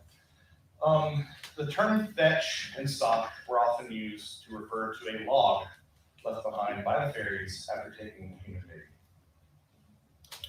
This is perhaps no better represented in modern media than in the first, and so far to my knowledge, only season of the adaptation on Netflix of Jonathan Strange in Mystery Realm, which, God willing,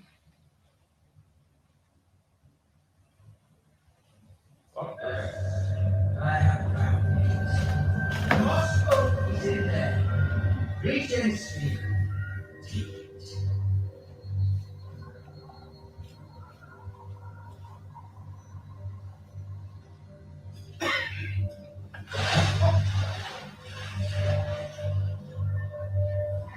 That's it, Stephen. You did it. It's a bonus. Born.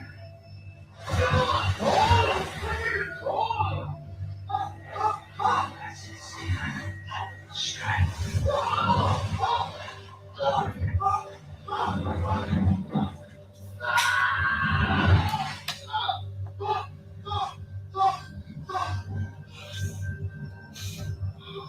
For 1,000 years, just been waiting to learn what form it will take.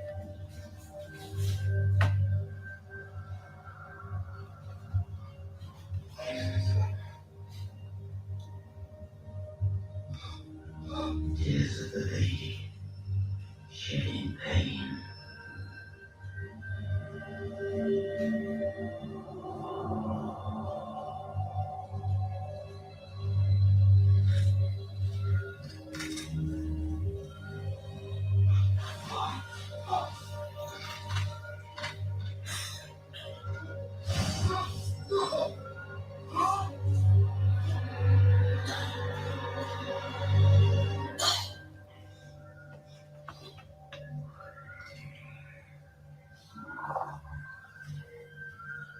Beautiful.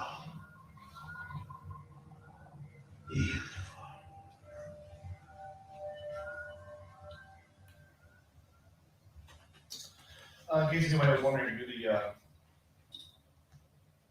dandy was, that was one of the fairies in the series.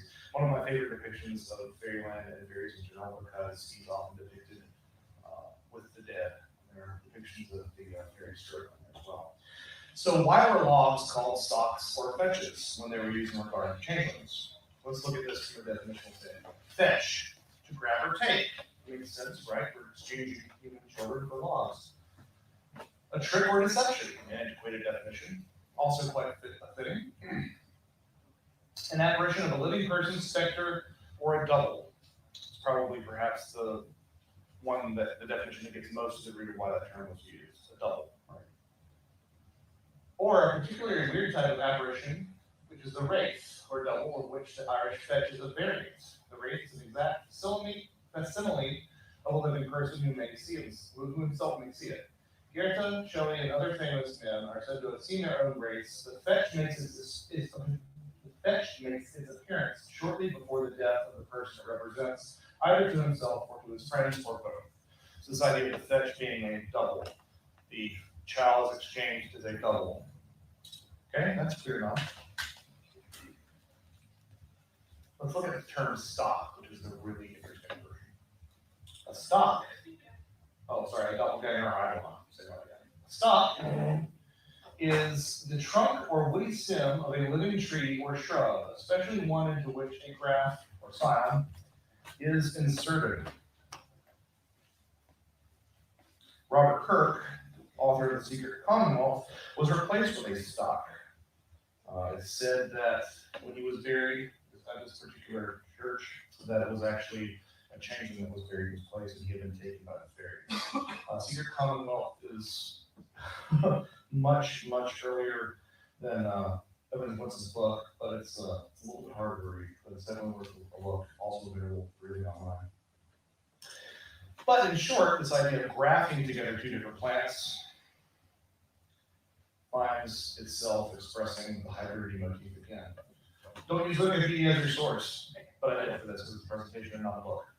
A fetch, we've already addressed. A stock, however, the horticultural definition is a technique whereby tissues of plants are joined so as to continue their growth together.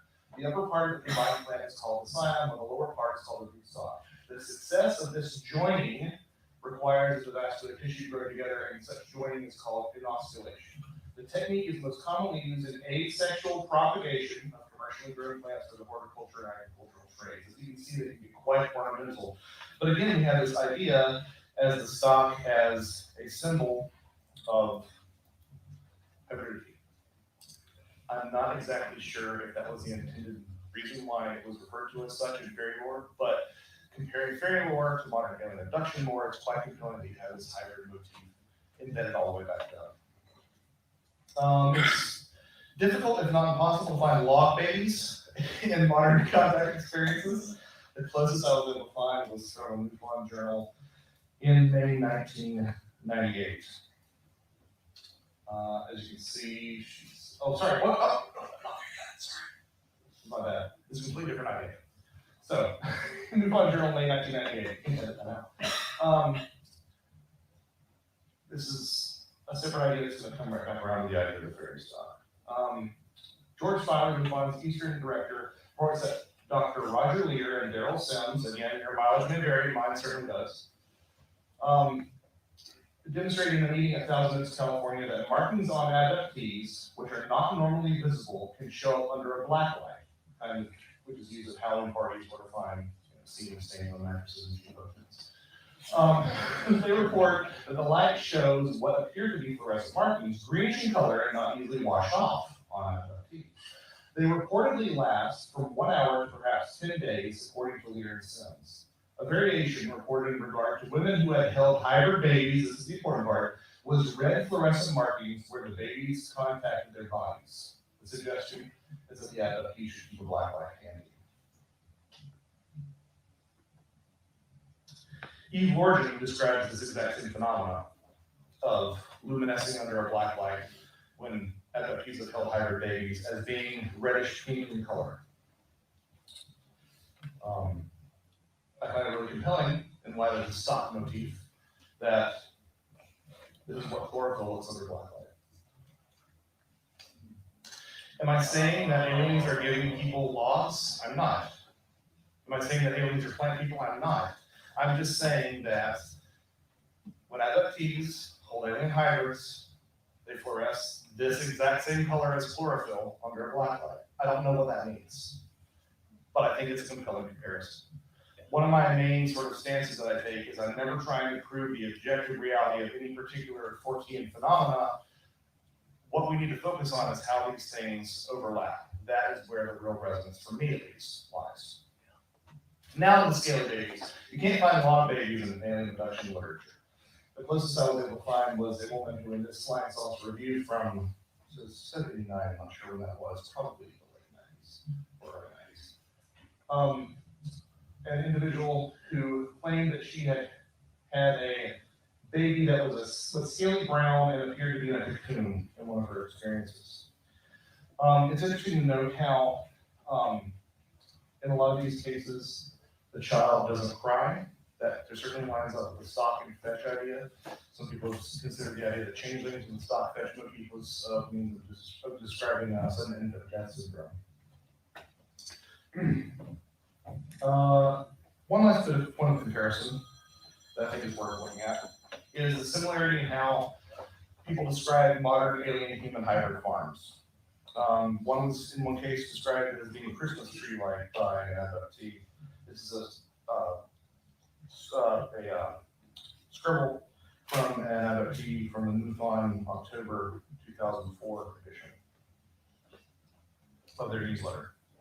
This to me looks startlingly like a hybrid fox farm. Again, I'm not saying that we're being taken over by plant people. This isn't the day of the Triffids, but it seems to be very compelling to me that that there is some sort of similarity between this stock fetch plant idea and the modern alien abduction phenomena. Just as stocks or fetches were empty glamour props, perhaps the alien hybrids are as well, rather. Carla Turner noted that a lot of these alien hybrid farms contained these fetuses that were not treated with any degree of respect. They were treated as empty shells. They were discarded with impunity. She even herself said perhaps they're not so precious. They're emotionally empty and devoid of life.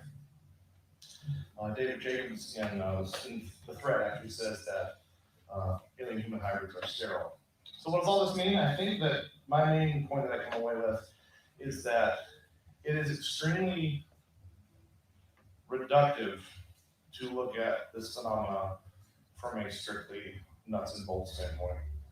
Even if there is some sort of reality to actual extraterrestrials coming into our planet from another planet, there is a strong metaphysical component that practically shatters the reality that we all agree upon in consensus. So I would like to thank everybody for being here, and I guess I can take it. Can I take a question or two? We got a little more than 5 minutes. Okay. Any 5-minute questions, or we can wait until we take it? Okay. Yes. Hey everybody, I'm Mark Brennan. So I'm a neophyte to all of this, right? Psychology is my game. And theology. Now I look at this theologically. So I look at this. Theologically, and I wonder just a couple things. One strange thing that came to mind was, has anyone tied this type of alien interference with human, to say SIDS? To SIDS? Yeah. Yeah, so this is sort of just an elaborated chapter, expanded version of one of the chapters in my book.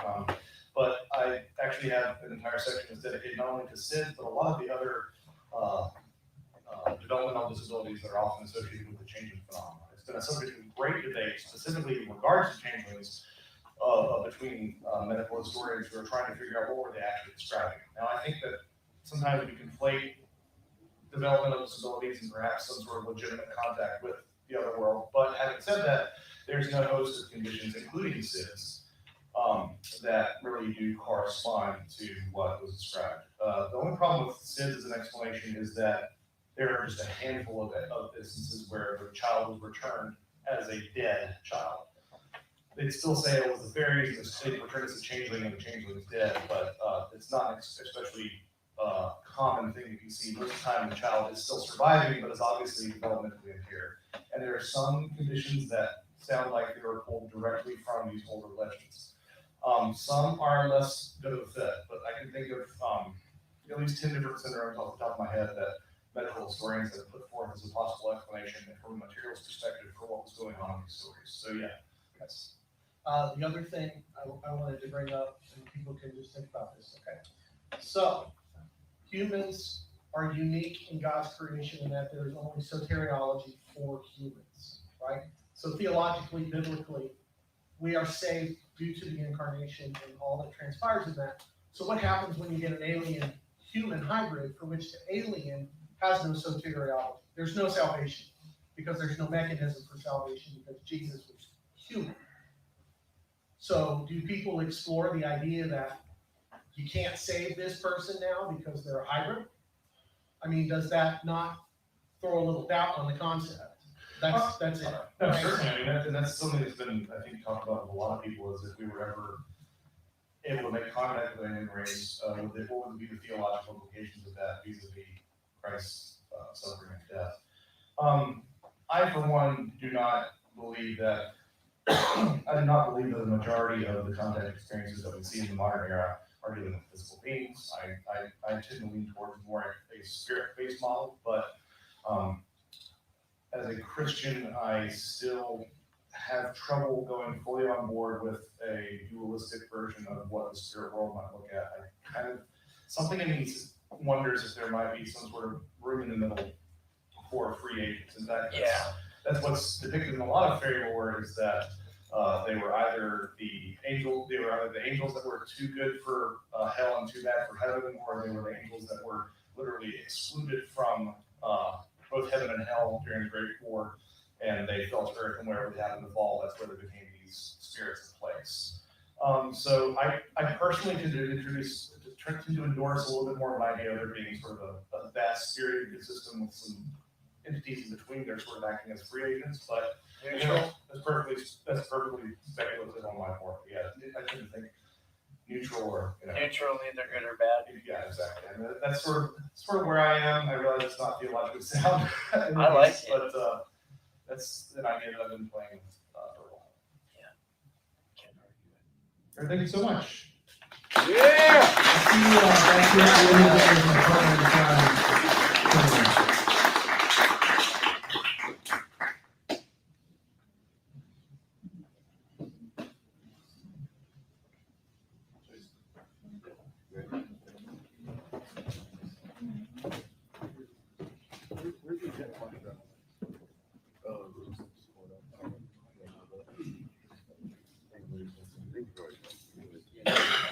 Okay, that was Joshua McCutcheon. Yeah, like he said, he and Timothy Ritter are going to be doing a joint presentation, the last presentation of the night, on Where the Footprints End, their book that's coming out fairly soon.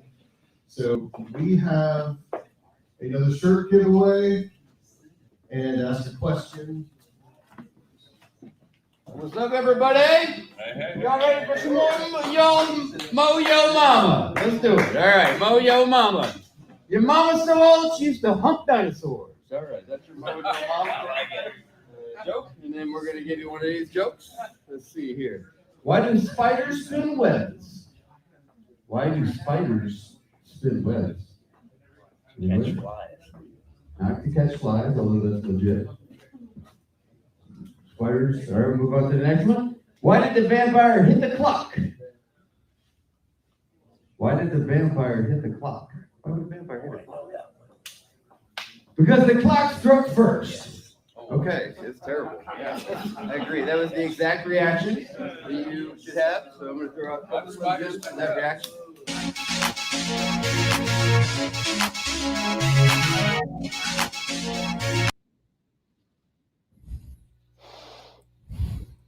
Hey, welcome back, everybody. Yes. All right. That was Joshua McCutcheon's presentation on human hybrid lore.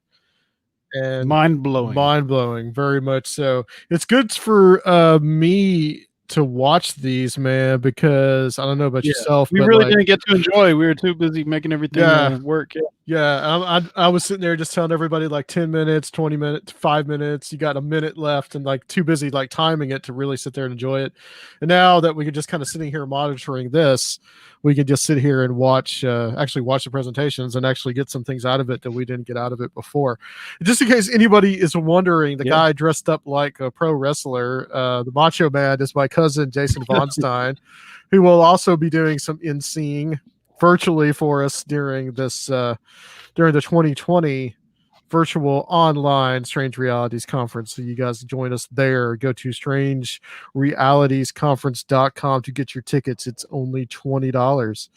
Okay, so next up, guys, we have Tim Banal, who is going to be talking about the strange world of the flat earth theory and some of his, it's basically like a history of the flat earth theory. So let's go to that.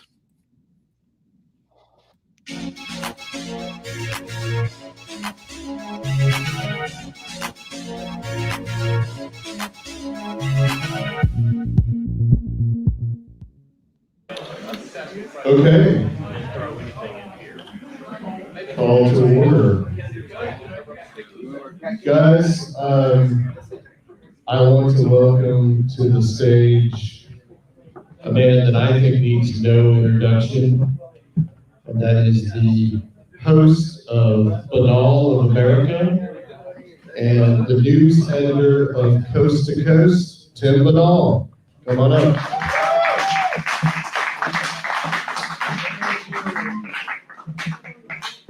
All right. How's everybody doing today? Good? Awesome. Before I start out, I just want to thank Adam and Sir Field for having me down here and for putting on the event, and thank all you guys for coming out. It takes a lot of guts to put on a paranormal conference, and so hats off to Adam and Sir Field for making the Strange Realities Conference a reality. So I want to thank him for that. There we go. Now, my name is Tim Banal, as Adam just told you. Let me give you a little bit of background on me.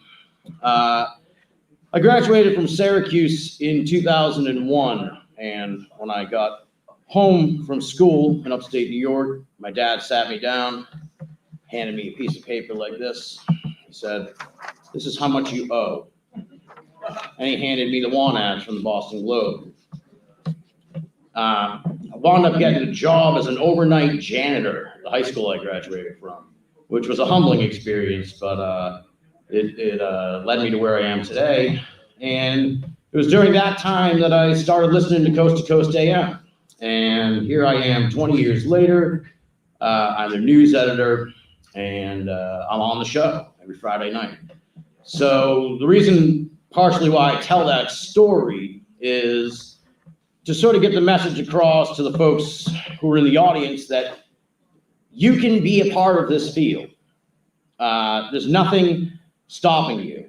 You can start a blog, you can start a podcast, you can be a contributing member of the field. You could be up here on the stage next year. So I'm living proof. I started out as a fan. I think I can't speak for all the guys who spoke today, but there's a good chance that they started out as fans too. You don't have to go to school to be in paranormal, believe me. That's the last thing you need to do. So what we're going to be talking about today is the flat earth theory, or more precisely, the people of flat earth. And the reason why I'm really interested in all this is because, as I said, I'm the news editor for Coast to Coast AM. We put out all kinds of articles at the Coast to Coast website, and I have access to all the traffic numbers, of course. And I noticed right when I first started on the job, which was like in late 2015, I was noticing that the flat earth stories did really, really well. And there seemed to be a really strange interest in the flat earth. And so as I went along and started doing these presentations, a friend of mine was putting on a show up in Canada, asked me if I wanted to come up and do something. I said, yeah, let me do this. Let me talk about this flat earth thing, because it's really pretty wild. And so here we'll take a look at, this is the stunning rise in popularity of the flat earth. We're moving a little mouse here. This is October 19th, 2014. So as you can see, over the course of the last 5 years, this is Google Analytics. It's a fantastic tool if you want to try and get into the mind of the people on the internet, what they're looking for, what they're searching for. This is searches for flat Earth. So you move along here, and it's a testament to how popular the flat Earth theory has been the last 5 years. I put it up against a different paranormal topic. I'll open it up. Does anyone want to guess what the red line is? No, it's a paranormal topic, Joe. No, it is Bigfoot. So as you can see, especially around this period ago, flat Earth was just as popular as Bigfoot, if not more popular. Move along here, you can see it's wildly more popular than the JFK assassination.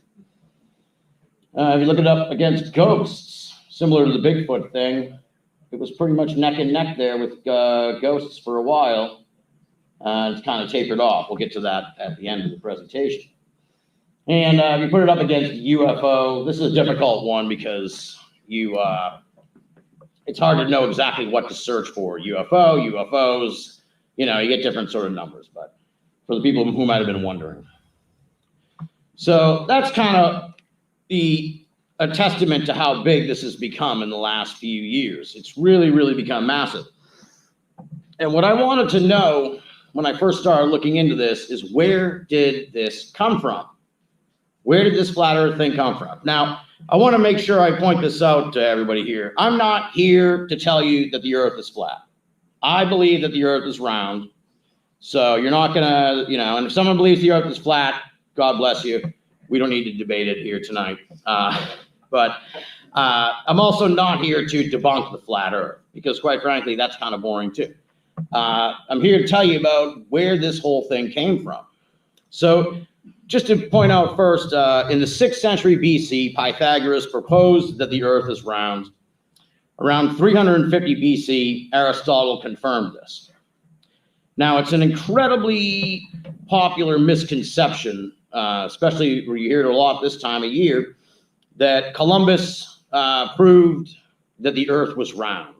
That's not true at all. Actually, everybody in Columbus's day knew that the Earth was round. There was no misconception there that the Earth was flat. That actually comes from a biography of Christopher Columbus called The History of the Life and Voyages of Christopher Columbus by Washington Irving in 1828. He put that story in the book. It's a fanciful tale that isn't true at all. And that ended up getting into all the school books, and it's kind of how it's become part of the zeitgeist, if you will, nowadays. So we can put that one to rest. If we're going to look at the history of the flat Earth, let's take a brief look. It's not as brief as it may seem. We've got a lot in here. This is the first character who started all this. He's the father of the flat Earth theory, Samuel Rowbotham.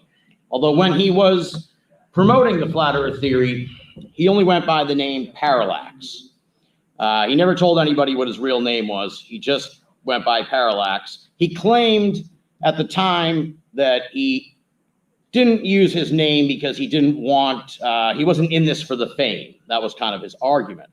But I don't know necessarily if that's the case. But what he did, he was born in 1816. He dropped out of school at age 9. And in 1838, at the age of 22, his life changed forever because he came up with what's called the Bedford Level Experiment. This is a stretch of river in England. It's a 6-mile stretch. And he essentially had a boat go down there, and he did some complicated, it's kind of pointless in a sense to try and explain the experiment to you because the experiment was faulty. But he contended that he proved that the Earth was flat by sending a boat 6 miles down and watching it with like a surveyor's thing and seeing the flag didn't change at all. It was a straight line. So he's essentially your classic paranormalist. He starts traveling around, not unlike what we're doing here today. He's appearing at all these different halls and meeting places throughout England, and he's telling people about the flat Earth theory. He's preaching about the flat Earth theory. Essentially, that's kind of the basic, what they contend that it looks like, the flat Earth. Now, just to put your, perhaps put your fears at rest, parallax, these people weren't exactly, they weren't rubes. And one of the best stories I've heard from his time touring and promoting the flat Earth theory was that he was in one town and he had an afternoon performance and an evening performance. Well, at the end of the afternoon performance, all the people in the audience, good portion of the people in the audience, they had all kinds of questions for him. They wanted to know how come when a ship goes over the horizon, it disappears. He couldn't answer their questions. He couldn't really defend the theory very well. So he went back to wherever he was staying, packed his bags, and got the hell out of town, and never even did the evening performance. Nonetheless, he became something of a sensation in England, and it was the talk of the town, if you will, for a while, throughout the early 1800s, mid 1800s. Eventually, let me see here. He puts out the book, Earth, Not a Globe, and it's just not exactly the flashy covers that we have today. So essentially, he puts that book out. He's putting out flyers. He's going around touring the country, talking about this stuff. He picks up a particularly zealous follower here, John Hampden. He is the next most noteworthy character in all this. He was a deeply religious man who was passionate about the flat Earth theory. He was positive that the Earth was flat, and he said that he would do everything in his power for the rest of his life to promote the flat Earth theory and convince the world that the Earth was flat. Now, he and Parallax, or Robotham, they did not quite agree on a lot of things, in a sense where Robotham was slick. He was just a really good presenter. He could answer your critiques. He got better at it over time by sort of with wordplay and trickery, and he had a certain way about him. He was gentlemanly, might be the best way to put it. John Hampden was the polar opposite of that. He had a penchant for just writing all kinds of poison pen letters, if you will, decrying the people that he claimed were fooling the country and tricking everyone into believing that the Earth was round. His big claim to fame is that he was offering £500 to anyone who could disprove the Bedford level experiment. So eventually, Alfred Russel Wallace, who is a naturalist and he's the co-discoverer of the theory of evolution. Well, he says, this is easy money. I'm going to take him up on this bet. So through a really convoluted series of there's judges and witnesses and umpires, and they go to the river and they do the experiment, and Alfred Russel Wallace proves that the Earth is round. He wins the bet. Well, John Hampden didn't like this. He refused to accept the results. He takes Wallace to court to try and recoup the money, because before the bet, they had put the money like in a pool, and the judge, when they decided it, gave the money to Wallace. Takes him to court.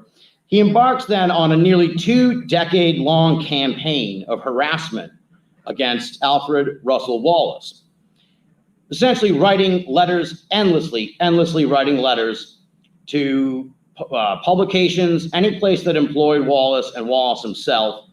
And I'll read you a sampling of one of his letters to give you an idea what this was like. He says, I make no secret of having written thousands of letters declaring your conduct to be that of a cheat and a swindler. I only wonder your wife and family are not ashamed to live with you. How much longer is this to last? Do not dream of my getting tired. So essentially, he was doing this constantly writing these letters. He eventually winds up in jail for libel, and he refuses to stop writing the letters. The judge is like, you got to stop doing this. And he won't stop writing these letters. He won't stop harassing Wallace. He eventually winds up in jail for a spell over all this. And it lasts around 17 years. But by the end, Wallace is kind of like, he's just done with this guy. It's more of an amusement. He's endured this for so long. It's not a problem for him anymore. He kind of laughs at this guy. Okay, so those are like the two core generation characters here. Robotham dies in 1884. And to his credit, in a sense, he knew when to move on. So while Hampton was causing all this ruckus about the flat earth theory, Rebotham had already changed his name to Dr. Samuel Burley, and he was selling rejuvenation potions and only dabbled in the flat earth after that. So he dies in 1884. Hampton dies shortly thereafter in 1891. Now you'd think that would be the end of the flat earth theory, but it wasn't. Because then Lady Elizabeth Blount picks up the mantle just 2 years later. And she forms the Universal Zetetic Society, the Z-E-T-E-T-I-C, yeah, Zetetic. Zetetic being Greek for proceed by inquiry. That was sort of the idea behind these people. You can't trust what they're telling us. You have to see it with your own eyes. And it's kind of a down year. It's sort of like the lingering period for the flat earth theory. She runs it through around 1910, publishes a magazine, cultivates followers. She attempts to do another Bedford level experiment, and something goes awry with it. As I said, they're not very good scientists. So she has someone perform the Bedford level experiment, and it produces a photograph. I haven't been able to find the photograph, but it's not unlike the kind of thing you see nowadays with like an alien autopsy situation. She had the photo, and she's running around everywhere she gave lectures saying, this is the photo. This photo proves that the earth is flat. Obviously, it didn't. It was a sham, and she dies in 1917. Now, these two characters, I'm a big fan of, in a sense. I've really learned about these guys lately. John Alexander Dowie was a Scottish faith healer who came to America. He amassed a tremendous following. He had around 6,000 people in his convent. Eventually, he buys, essentially, or builds the city of Zion, Illinois. And he turns it into essentially like a theocracy. The church owns all the land and leases it to the church members, but can take it away at any time. And they all have to follow these intense rules. I don't have all of them written down here, but just like anything and everything you can imagine is not allowed. Like no movie theaters, all that, everything, right? So he only lasts 5 years running the town. And Wilbur Bulova, the guy on the right, he usurps control of the town from John Alexander Dowie. And he is a hardcore flat earth believer. And so because the church runs the schools start teaching flat earth to the students. And as I said, he was an intense individual. And you can't really read that very well, but throughout the whole town or city of Zion, there are these giant billboards. I'll just read some of it for you. It says, a perfectly plain notice. This city was established by Zion people and for Zion people only. It is the exclusive headquarters of the Christian Catholic Apostolic Church in Zion and the private home of its officers and members. No gentleman, not to mention a Christian, would bream into a church settlement and attempt to hold meetings or to establish a counter organization. Goes on to say, go and establish a settlement of your own. Persons coming in here to hold meetings at the invitation of traitors, election thieves, and tally sheet mutilators need not expect any courtesy from Zion. So there's signs all over the town, essentially warning anyone who comes into town, just mind your step. And they had like a private police force. It was an intense situation. Bulova, for his part, becomes sort of the face of the flat earth in America around 1914. He's kind of a media sensation. He actually was going to be a witness in the Scopes trial, but they never called him, but he went down there for it, the famous Scopes evolution trial. And he, in Zion, builds a radio station. So the old sort of adage, the old cliche of like the preacher on the radio, he was the first guy he was the guy who did it. He was the first guy who did it. So he's getting on the radio, and essentially the very first broadcast he did was to declare that the earth was flat and decry all the liars who were fooling the poor, innocent people into believing that the earth was round. Well, eventually everything kind of goes to hell, and the town overthrows Volova around 1938. And the final act of defiance, I guess you could say, sort of an assault in the wound. Not only do they overthrow him, but they change the parking, you have like parking stickers for the cars. They change the parking stickers to a globe as a sort of final, like, screw you to Volova. And the poor guy, yeah, he had to have the round earth plastered on his car to park anywhere. And he died in 1942, shortly thereafter. So, all right, now we move on to Samuel Shenton. This is another interesting character.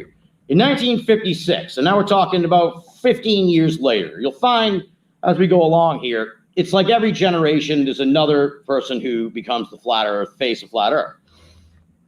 Samuel Shenton is an Englishman. He formed the International Flat Earth Research Society. And the reason why he got into the flat earth was because he came up with this, what he thought was a brilliant idea. He said, well, the earth rotates. So why don't I build a ship that I can have go up in the air and it will hover there, and then the earth will rotate, and then the ship can come down and it doesn't actually have to travel. Well, he was baffled by why nobody had come up with this idea before. So he started looking into it, and that's when he stumbled upon the flat earth theory. He unearths all the material that I've been telling you about already. Samuel Rowbotham, Parallax, John Hampton, Lady Blount. He's got all this stuff, and he now, over 100 years later, 1956, he becomes the face of flat earth. And he's a TV and radio personality, lectures tirelessly. He's profiled in the New York Times. 1957, Sputnik happens, and he becomes like even more of a celebrity because people are so fascinated with space, but they're also intrigued that someone is so against the grain and doesn't believe that the earth is round. When John Glenn orbits the earth, he sent him an International Flat Earth Research Society membership with the message, okay, wise guy, added to it. He insisted that all the space travel was fake. Of course, it's getting, in his eyes, it's getting worse because they're getting closer and closer to going to the moon. It gets really bad in December of 1968 because Apollo 8 goes up and they take that picture. At that point, he is beside himself. He's very upset, as you can imagine. He insists that it's fake. He says this is all fake. This is where you get sort of the conspiracy element now begins to fold into the flat earth theory. Before it was like, hey, maybe we're wrong. Maybe they're wrong. Maybe they don't know what it is. At this point now, the flat earth people are saying they're actively lying to us. They're faking all this stuff. It was so bad for him at that point that Newsweek did a whole thing about this photo and all the photos that were taken by the Apollo 8 in December of 1968. And in a little sidebar, there was an article on Shenton titled, "The Flat Earthers, Where Are They Now?" So that's kind of how he had become so obscure, and things weren't going too well. 1969, there's only about 100 members left. In the Flat Earth theory, that group essentially fades away, although he does get a lot of support from moon hoax enthusiasts. People who believe that they faked the moon landing, like I said, they kind of fold into the flat earth theory. So they get all mixed up with that. Of course, that photo is taken, Shenton dies in 1971. I guess one of the profound takeaways from his life was that he was incredibly lonely. People wrote him letters all the time, but he had no group of people, of flat earth people that he could be with and talk to or hang out with. He was sort of a shut-in who just got countless letters from around the world. And it was exhausting for him. And so he died in 1971. And again, almost not unlike the Volova situation. The next year, they take the famous blue marble photo of the earth. So at that point, you would think that would be the end of the flat earth theory. However, Up in Canada, we have another group that forms. This one's a little interesting, and it's pretty odd in a sense. Philosopher Leo Ferrari was a teacher in British Columbia. Not British Columbia, I'm sorry, New Brunswick. And he forms what's called the Flat Earth Society of Canada. Later just became the Flat Earth Society. It's a satirical organization. They don't believe that the earth is flat, but they go around pretending that it is. It's very Discordian in a sense, if you're familiar with that world of Discordianism. Essentially, they were jokesters. They were pranksters, pretending to be flat earth people to sort of prove a point that people should question everything. That was kind of the modus operandi or whatever, the raison d'etre of the group, was to get people to sort of think about what they believe in and why they believe in it. And they use the flat earth theory as the sort of Trojan horse to get that idea planted into people's minds. The idea that a lot of people talk about nowadays, when you hear about people talking about the flat earth theory, is people say, well, they're in on the joke. The people who like the flat earth theory, the people who believe in the flat earth theory, they're in on the joke. That idea can be traced back to the Flat Earth Society of Canada, Leo Ferrari and his cohorts, who were in on the joke and got a ton of media attention throughout Canada and America in the 1970s. Meanwhile, while that's going on, Charles K. Johnson, he takes over the group from Samuel Shenton after he died, the Englishman. He forms the International Flat Earth Research Society of America and Covenant People's Church. He published Flat Earth News, which is like that. And in a testament to his diligence, he formed the group in 1972. At the end of the 70s, he had 200 members in the group, roughly. By the mid-1990s, he had around 4,000 worldwide members of the International Flat Earth Research Group. And he was deeply religious, very apocalyptic, and so his sort of offerings were, again, very religious and heavily into conspiracy, as one can imagine, because once the space race had sort of come to a conclusion and proven for anyone else that the earth was round, they had to adapt and add the conspiracy element into it. He was very passionate about that part, and he continued on through the late 90s. Tragically, his house burned down in 1995, and his entire collection of materials was gone. And this devastated his wife. She died the next year.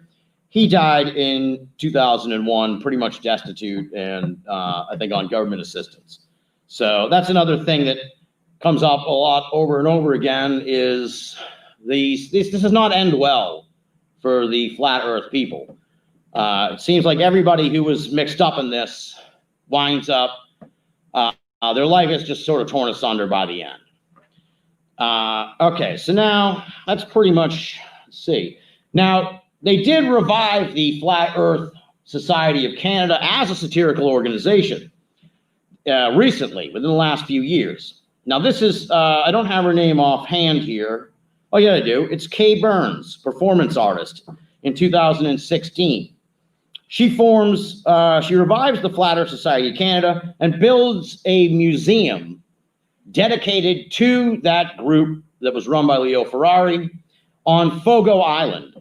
And Fogo Island, Newfoundland, was said to be, by flat earthers, to be the edge of the flat earth.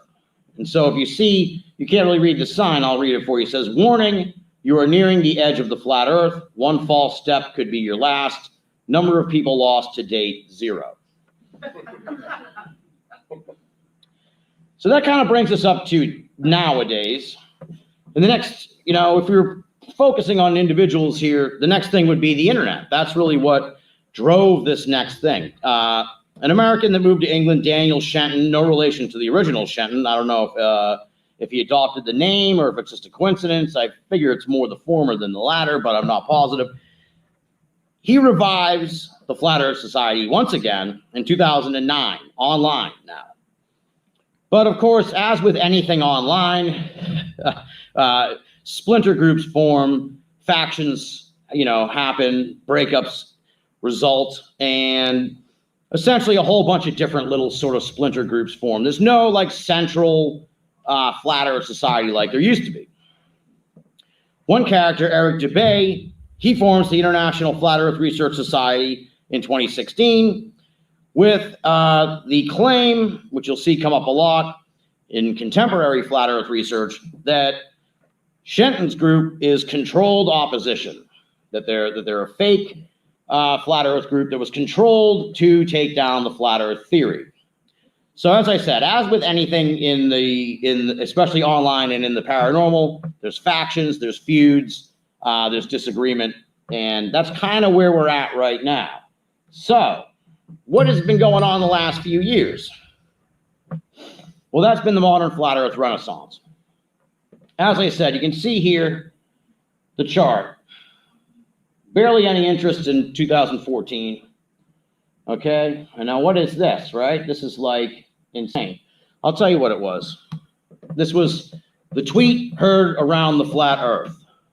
This is Bob, or B-O-B, I never can get that right.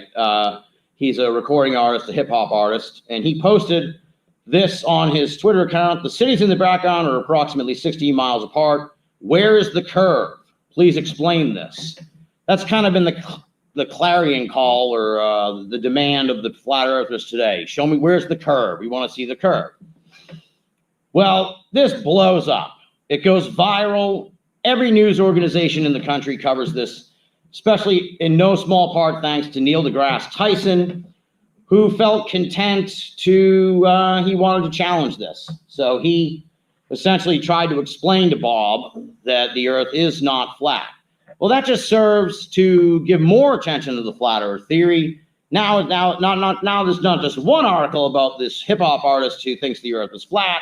Now there's another article about how now Neil deGrasse Tyson, and it feeds on itself, essentially. And what I find is then more people are hearing about this flat earth theory that previously had never heard about it before. That's where you get the graph. For his contribution to the great field of flat earth research, Bob was awarded an honorary membership in the Flat Earth Society. There he is holding that lofty title alongside it. Now, along the way now then, about a year later, Kyrie Irving, NBA player, formerly of the Boston Celtics, now with the New Jersey Nets. Or is it the New Jersey Nets? I don't even know anymore. The Brooklyn Nets. It was NBA All-Star Weekend, and all the players do a lot of media appearances. Out of the blue, Kyrie Irving says that he thinks the earth is flat. Same situation with Bob. This completely blows up, especially because February sports, there's not a lot of news. So it's sort of like the end of the year for general news in general, like the end of December. So anything that you can get copy out of, you use. That completely blows up to the point that NBA Commissioner Adam Silver had to answer questions about whether he believed the earth was round or flat during his annual press conference, State of the NBA address during All-Star Weekend. To his credit, Shaquille O'Neal, as you may know, he quickly followed suit and backed up Kyrie Irving by also endorsing the flat earth theory a month later. So again, getting this into the minds of people who otherwise would have never heard of it. Now, this is one of the more interesting things that I've seen happen over the last few years. These people are so passionate about the flat earth theory that they've begun pooling their resources and buying billboards with the demand, with the plea, research flat earth. Let me see here. There was one in Philadelphia first, then another one in Oklahoma City. Of course, not everybody has a lot of money. So the flat earth fans in Scotland had a different idea. They just started writing it everywhere. Okay, that caused a lot of problems in Scotland.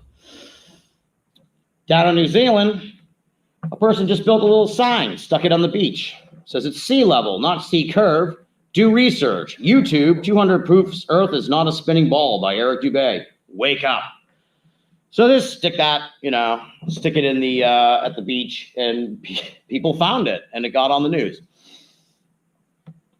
Now, this is an even weirder thing, because I want you to kind of like take a look around the room. This is we've done pretty well here for this event.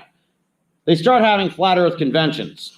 Testament to how popular this is. The first ever flat Earth convention held in North Carolina, over 525 people attended. Flat Earth convention in the UK, 200 plus people. Canada had one the next year, 250 people. The second annual Flat Earth Convention, held in Colorado last November, around 800 people were there. They're planning on doing a cruise in 2020. There's a big joke about whether there's a misconception that people think that they're going to try and go to the edge. They're not going to try and just your standard cruise. Somehow it got a lot of press, the misconception about that. And there is also going to be another convention in about a month, the third annual Flat Earth Convention in Dallas. And I haven't actually announced this to anybody yet, so we'll break some news here tonight.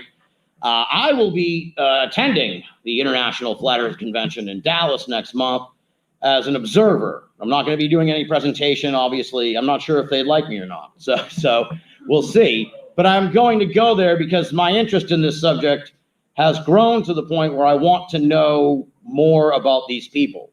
And the only way to really know the flat earthers is to get in amongst the flat earthers. So I'm going to go and try and get into their minds and find out why they're interested in this, and maybe what else they're interested in, and why it matters. Because that's, to me, one of the bigger questions. Why does it matter if the earth is flat? Well, it matters a lot to, let me see. We'll skip Mark Sargent now. It matters a lot to a guy named Mad Mike Hughes. Mad Mike Hughes built his own homemade rocket. And in March of 2018, it's steam powered. He launched himself up into the air to try and prove that the earth was flat, to try and see if he could spot the curve. Well, it didn't work out. He obviously did not prove that the earth is flat. Luckily for him, he survived. He's doing okay. He wasn't injured or anything. I think he just maybe a broken rib or something like that. But again, that got tons of attention. Now I just want to backtrack.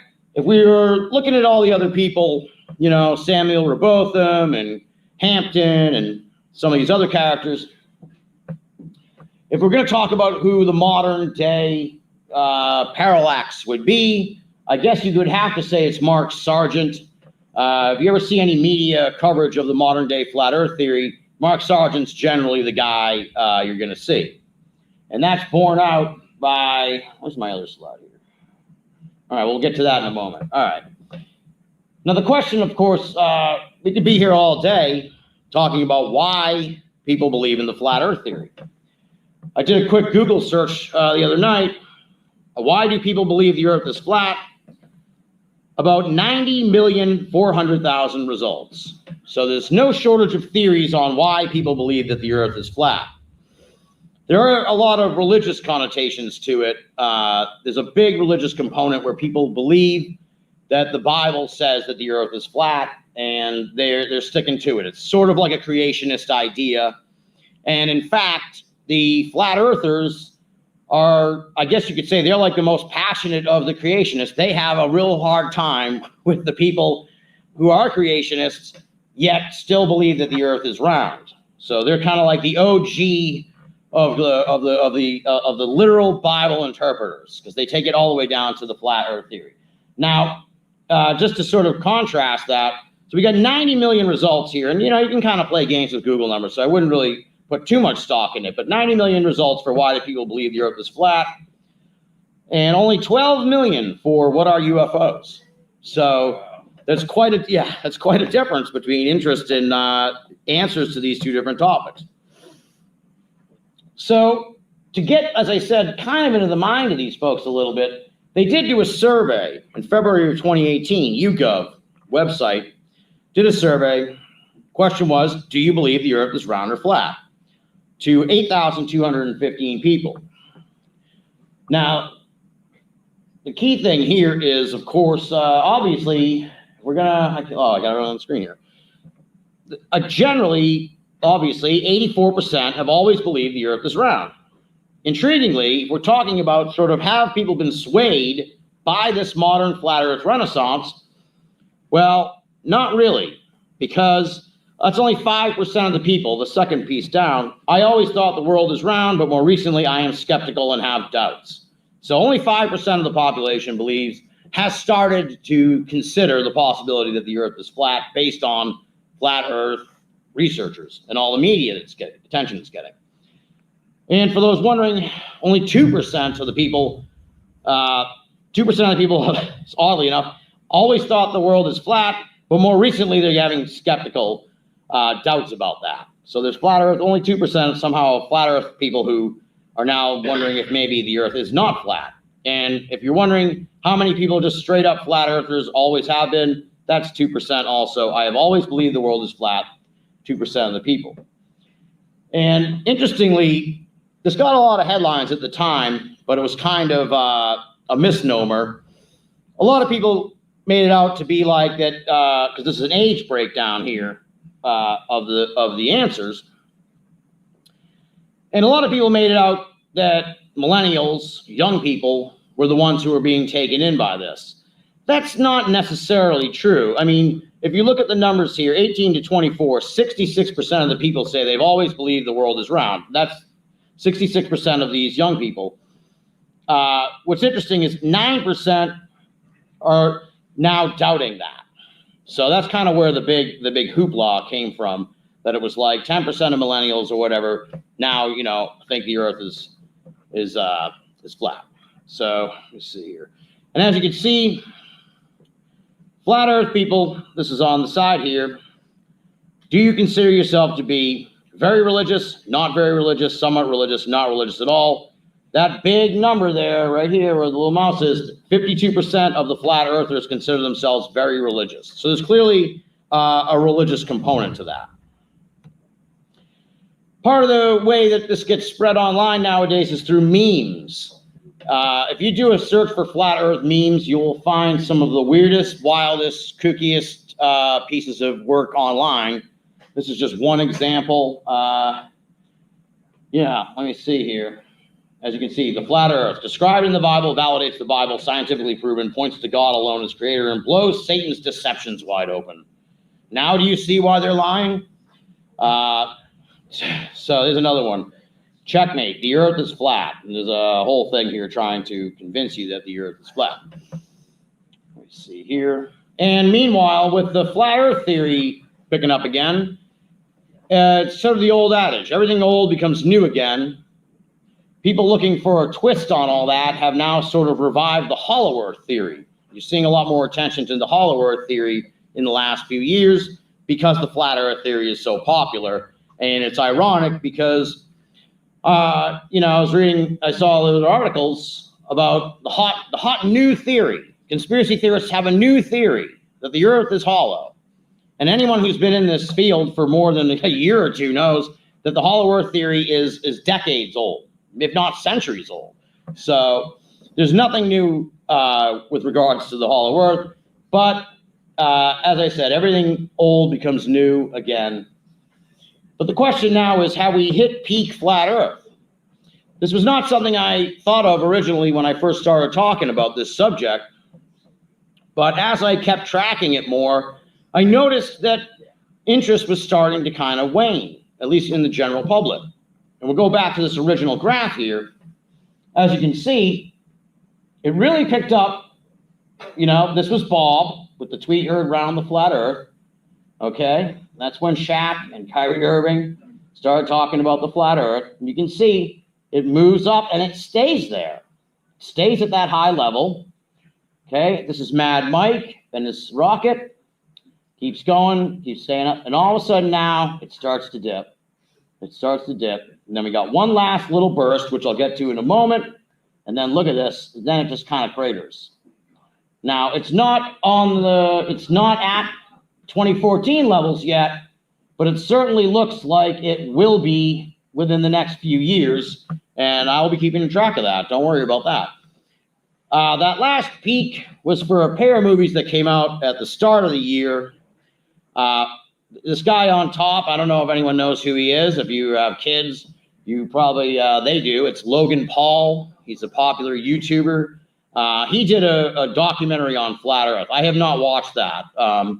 But there was also a Netflix documentary, an excellent Netflix documentary called Behind the Curve that features Mark Sargent and really blows up the whole Flat Earth theory and kind of exposes the people who were involved with it as kind of shady characters, essentially. It did a lot of damage, I think, to the community. They weren't too happy about it. I know that. And one of the people in the movie dropped out. She left the whole community after the movie came out. So it was kind of a blow to the Flat Earth group. No, we don't want that. So that's about it. So why declining interest? Well, as I said, everything old becomes new again. But now the Flat Earth, the shine is off, okay? Because it's already, the people who are rediscovering it, they've discovered it now. And there's nothing more you can really do with the Flat Earth theory. You can't like do research. It's not like a UFO sightings and Bigfoot sightings. There's not new stuff that comes along. We're on the same Earth we've been on since 1830. They can't prove that it's flat. They've had over almost 200 years to do it. And essentially, I think once people get into it, they get really into it, but then they kind of realize, well, there's nothing can be done about this. There's nothing going to happen. Nothing's going to change. It's always going to be, even if they think that the world is flat, their attitude is, well, nothing's going to change, you know? So, and I think part of the other reason why is declining interest, and this happens over and over and over again over the course of the history of the Flat Earth theory. Through all the people I've told you about today, Parallax, Hampton, Lady Blount, Shenton, Charles Johnson, what happens is they come on the scene, they start talking about the Flat Earth theory.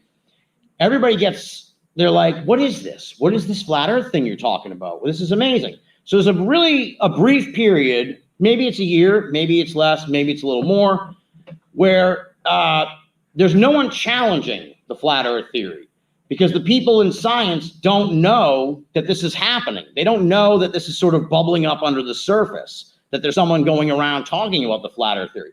Then it gets to the attention of the scientists. They start debunking it, and that kind of blunts the growth of the Flat Earth theory for a whole nother generation. Then it goes down into the shadows again. 15, 20 years later, all of a sudden a new person comes along. They're going to tell the world about the Flat Earth theory, and the cycle repeats itself. And essentially where we're at today is we're kind of at that tail end of that cycle. The Flat Earth thing bubbled up. All of a sudden it was everywhere. And then it was like, well, what is this Flat Earth thing? Then the scientists came in, tamped it down. So I don't think it'll ever fully go away because it's been around for 200 years. But I certainly think that we're looking at a period now where it'll probably kind of go down into the mothballs. There'll still be people interested in it. And then in about a decade or two, trust me, someone's going to come along. They're going to start talking about how the Earth is flat. It's going to be news to a whole new generation of people who had never heard of this theory before, and it'll all start all over again. That's pretty much it. I mean, let me see. Any questions? Oh, all right. Jerry, the guy behind Jerry first. Sorry, Jerry, you got you first. I'm just wondering how they explain how did they explain Flat Earth Day and night? Well, they say that essentially, I've tried not to get too deeply into the Flat Earth theory because everything I've read about people who are into the Flat Earth theory is that they didn't believe in it at first and started researching it and then became believers. And I don't want that to happen to me. But you're going to the conference anyway. I'm going to the conference anyway, yeah. But I think my understanding of it is that they say that sunset and sunrise is some kind of an optical illusion, believe it or not. And that the Earth and the moon like rotate in a circle above the flat Earth. So they kind of like go like that. And so if you're like, if we're here and the moon, tonight the moon will come out, it's just going in a circle around us like that. It's going, you understand what I'm saying? Yin and yang. What's that? Yin and yang. Yeah, like a yin and yang thing. Jerry, you got a question? Who was the person who left the movie? What? Who was the woman who left the movie?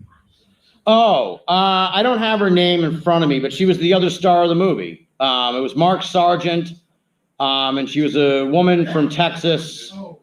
Yeah, and she, what's that? Yeah. She was sort of the femme fatale of the flat Earth field. Again, not unlike a lot of these other paranormal fields. And she essentially, yes, Patricia Spear. Essentially, and it's touched on in the movie, it's so contentious in the flat Earth community that she was essentially harassed out of the field in a pretty vile fashion. And eventually, and I think personally, I don't think she's done any interviews since she dropped out of the field, but I think that being in the movie, kind of might have woken her up, because she says in the movie, she makes a point about how all these people in the flat Earth community are making up all these terrible stories about her that she knows are not true. And she sort of comes to this like realization that people believe, she's like, no matter what I do to prove to these people that these stories aren't true, they're going to believe them anyway. And you can almost see the light bulb go off in her head where it's like, wait, that's me. That's me in this flat Earth thing. So I think she saw the movie, still getting harassed, and was like, you know what? I don't need this anymore. I don't know. Well, he's going to be at the event next month, so we'll see. But yeah, you sir. Yeah, just a quick question. I don't know if you're planning a book or a documentary on it. Your collection date on this. I'd be very interested if you are. Have a real history of it. What I was wondering is about what your moral is to the story. I'm assuming part of your fascination is not just a curiosity, that it's a moral something else. I know what I derive from it. While I'm very embarrassed about this, particularly as a scientist, I'm embarrassed. I find in a perverse way it's somewhat constructive because I can actually use people who espouse these things sort of a litmus test of other things that they're trying to sell to me. Yeah. By that I mean I would not be shocked if you found certain political persuasions to be consistent with people who adopt these. Maybe not, but I would think that bigger picture issues often will correlate with these people who espouse these views. At least I've run across that in the past.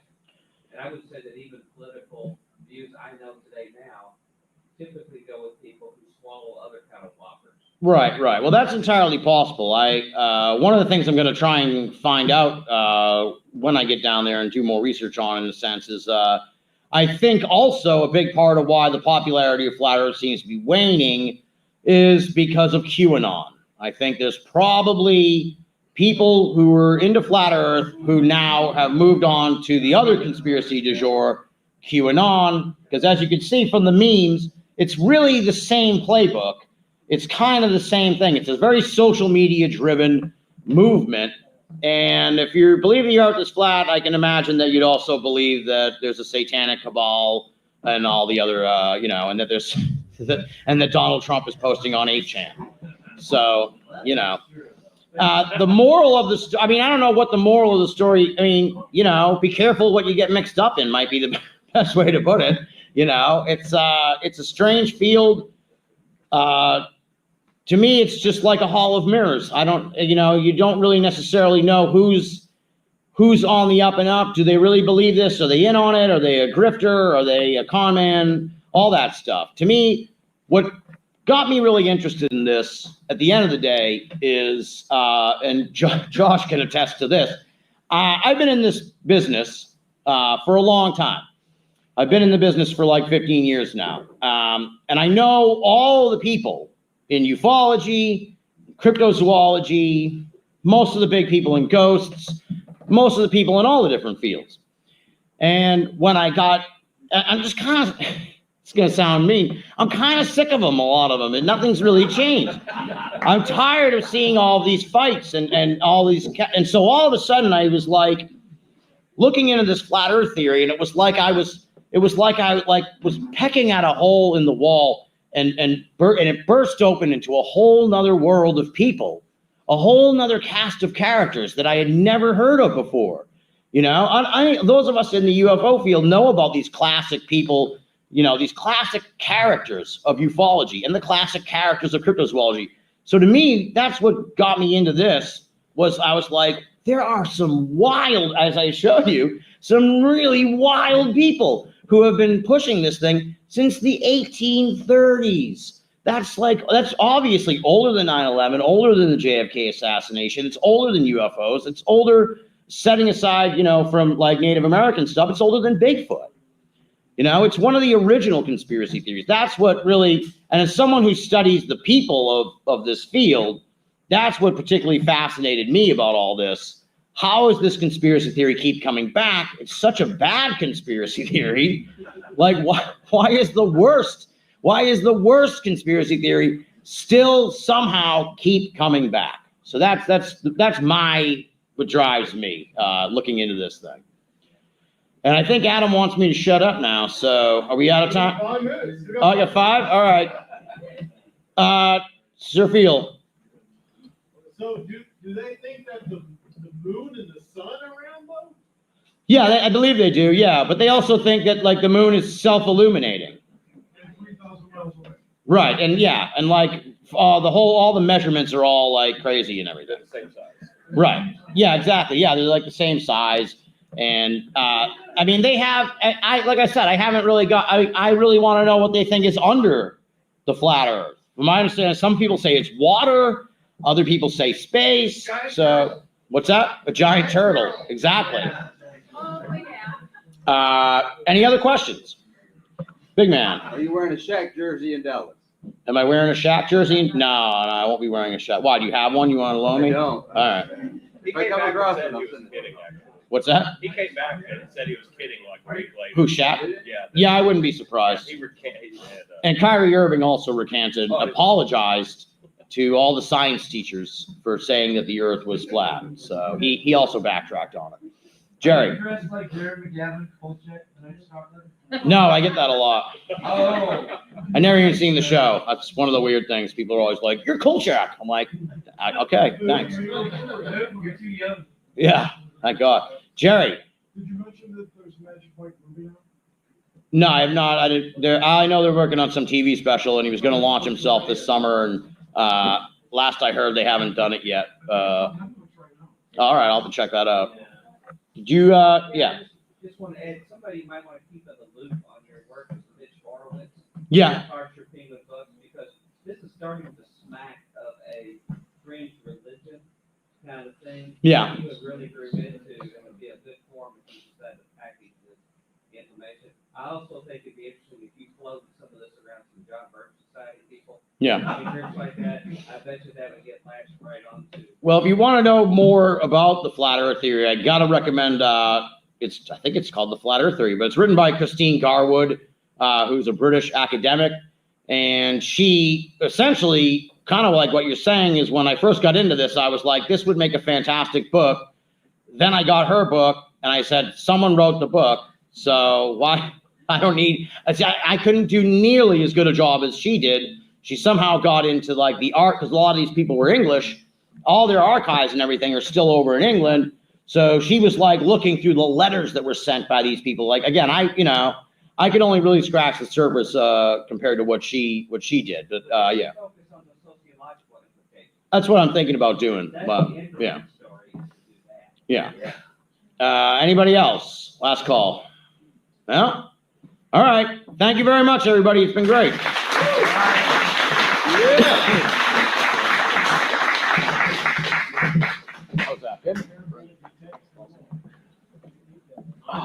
That was Tim and all, everybody. Why don't you give him another hand?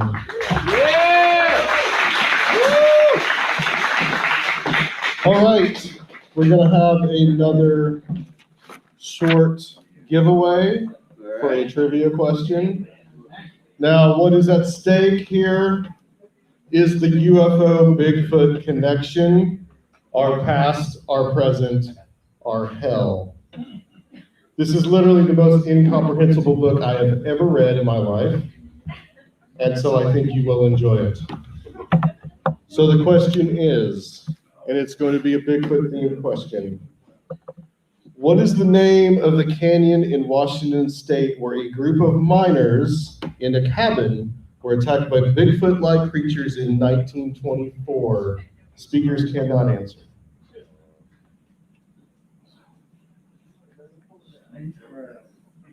Bigfoot, what is Bigfoot? Was it Bigfoot Canyon? No. It's close. Ape Canyon. Hey, Canyon, you said that. Who said it? Johnny. All right. Never know Slim Jim. Yeah. All right, Johnny, enjoy this gift that keeps on giving, the UFO Bigfoot connection. Thank you. I'm from Oregon. Okay, guys, in about 5 minutes, we should have pizza here. And I do want to bring on Dr. Future real quick. He has an announcement that he wants to make while we're waiting on pizza. He's the fill-in time. By the way, this man right here told me he didn't have enough for a presentation. He's already asked like 3 or 4 questions that are about 40 minutes long. All right. Dr. Future, everybody. Hey, everybody. All right. Hey. I assume all of y'all are friends of mine, because if you're friends of Adam, you're friends of mine. Sir Bill. I don't know if Adam mentioned something about why I wasn't here earlier today. I'm sorry I missed you a little bit earlier, but I had some sort of family issues with passing my mother yesterday. And I tell you, man, it really makes you think about the serious stuff when you lose somebody close to you, who's your cheerleader and motivator, about where we go beyond this, where our consciousness goes. So we want to talk about serious stuff. That's what we ought to be talking about. And figuring out we know who knows where it goes. But on another matter, I think he just told me I'm filler material. So I'm sorry. I'm like the infomercial when you get up to go to the bathroom, from the real show. But he very generously offered me to mention that I have a book that I've just finished the raw manuscript, and I'm going through the odyssey of publication right now. And I don't know quite what I'm going through with it because I've got a lot more coming. But if you all have heard me on his show, I've been working on a very lengthy series called The Holy War Chronicles, a spiritual view of the war on terror. And it just goes on and on and on, multiple volumes. And I've been trying to finish the last few before I publish them. But about a year ago, I started seeing current events that are going on politically and what it actually said about who we were as people, particularly people from my culture, Bible Belt culture that I grew up with. And I started making notes about the things that really bothered me, and also trying to find out some roots. Where did they get their crazy ideas, and particularly why were they doing the business of big business in trying to sanctify it and spiritualize it? And I accepted that all along. I'm an entrepreneur and businessman myself, so I'm not against commerce or anything.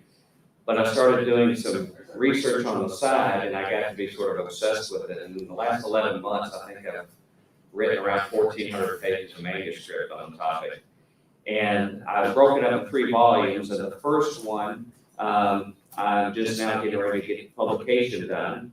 I wanted to have things done when he had his conference, but Adam didn't wait on me, so just because you all. So hopefully next year it'll be out. But really appreciate him making a mention for me about, if you're interested. It's called Two Masters and Two Gospels: The Teaching of Jesus versus the Leaven of the Pharisees in Talk Radio and Cable News.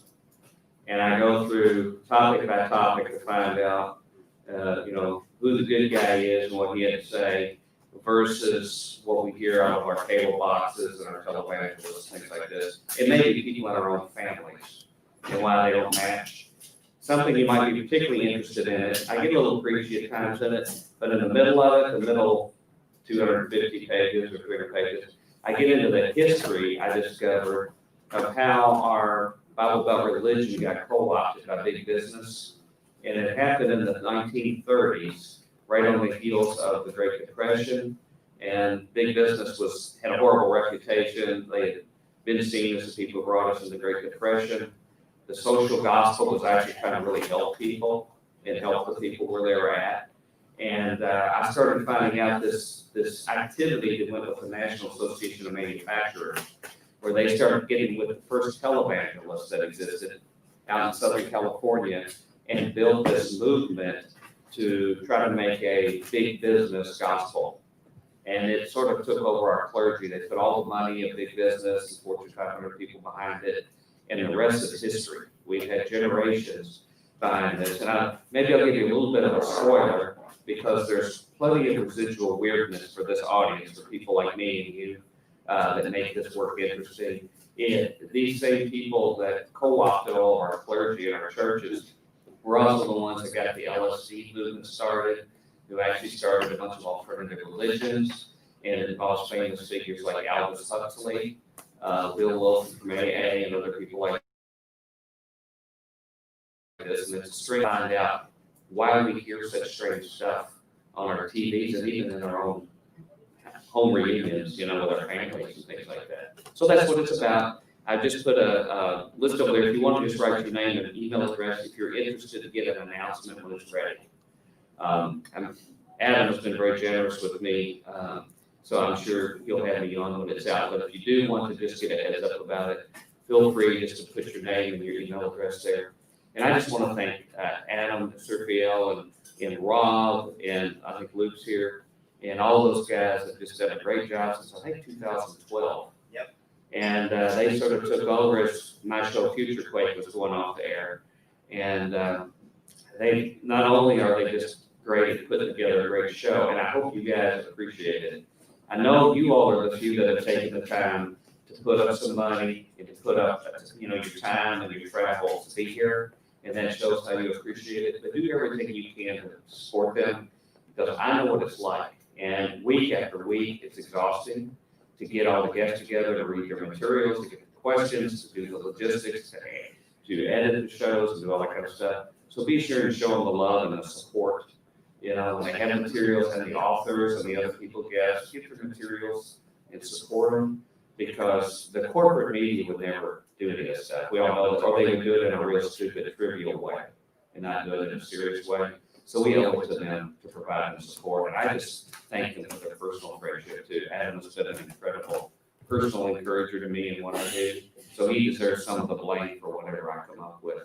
But I guess I went over 5 minutes, but it's nice to meet you all. Look forward to meeting you all during the break here too. Just thanks for your time. And if you want to check out my old show, futurequake.com, there's 7 years of show archive, like 300 shows. I do have a blog. It's called the Two Spies Report. .wordpress.com.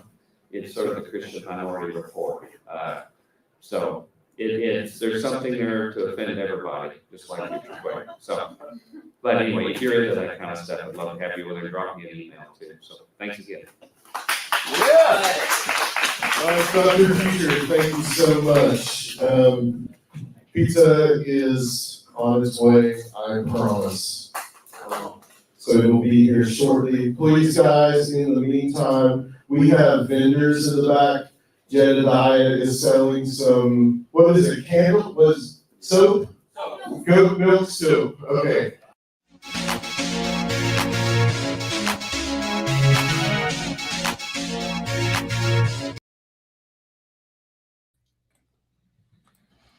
Welcome back. Yes, welcome back. That was Tim Banal giving his presentation on the strange history of the flat earth theory. And at the end there, you guys got to hear a little bit from Dr. Future as he was about to release his book, which is now out, called Two Masters and Two Gospels, giving a little kind of spiel about that. And Dr. Future and Tim Banal and Joshua Cutchin that you saw on this stream section are going to be joining us at the Strange Realities Conference 2020. You can kind of see the logo back there behind us and behind Serfiel. And come join us, guys, September 25th, 26th, and 27th. That is online only. Tickets are only $20. Okay. Next up, we have Guy Malone, and we are going to take about a 10-minute break, and we will be back here in a little bit, guys. Stay tuned to the YouTube channel, Conspiranormal Podcast, and also the Conspiranormal Facebook page, and we will be right back.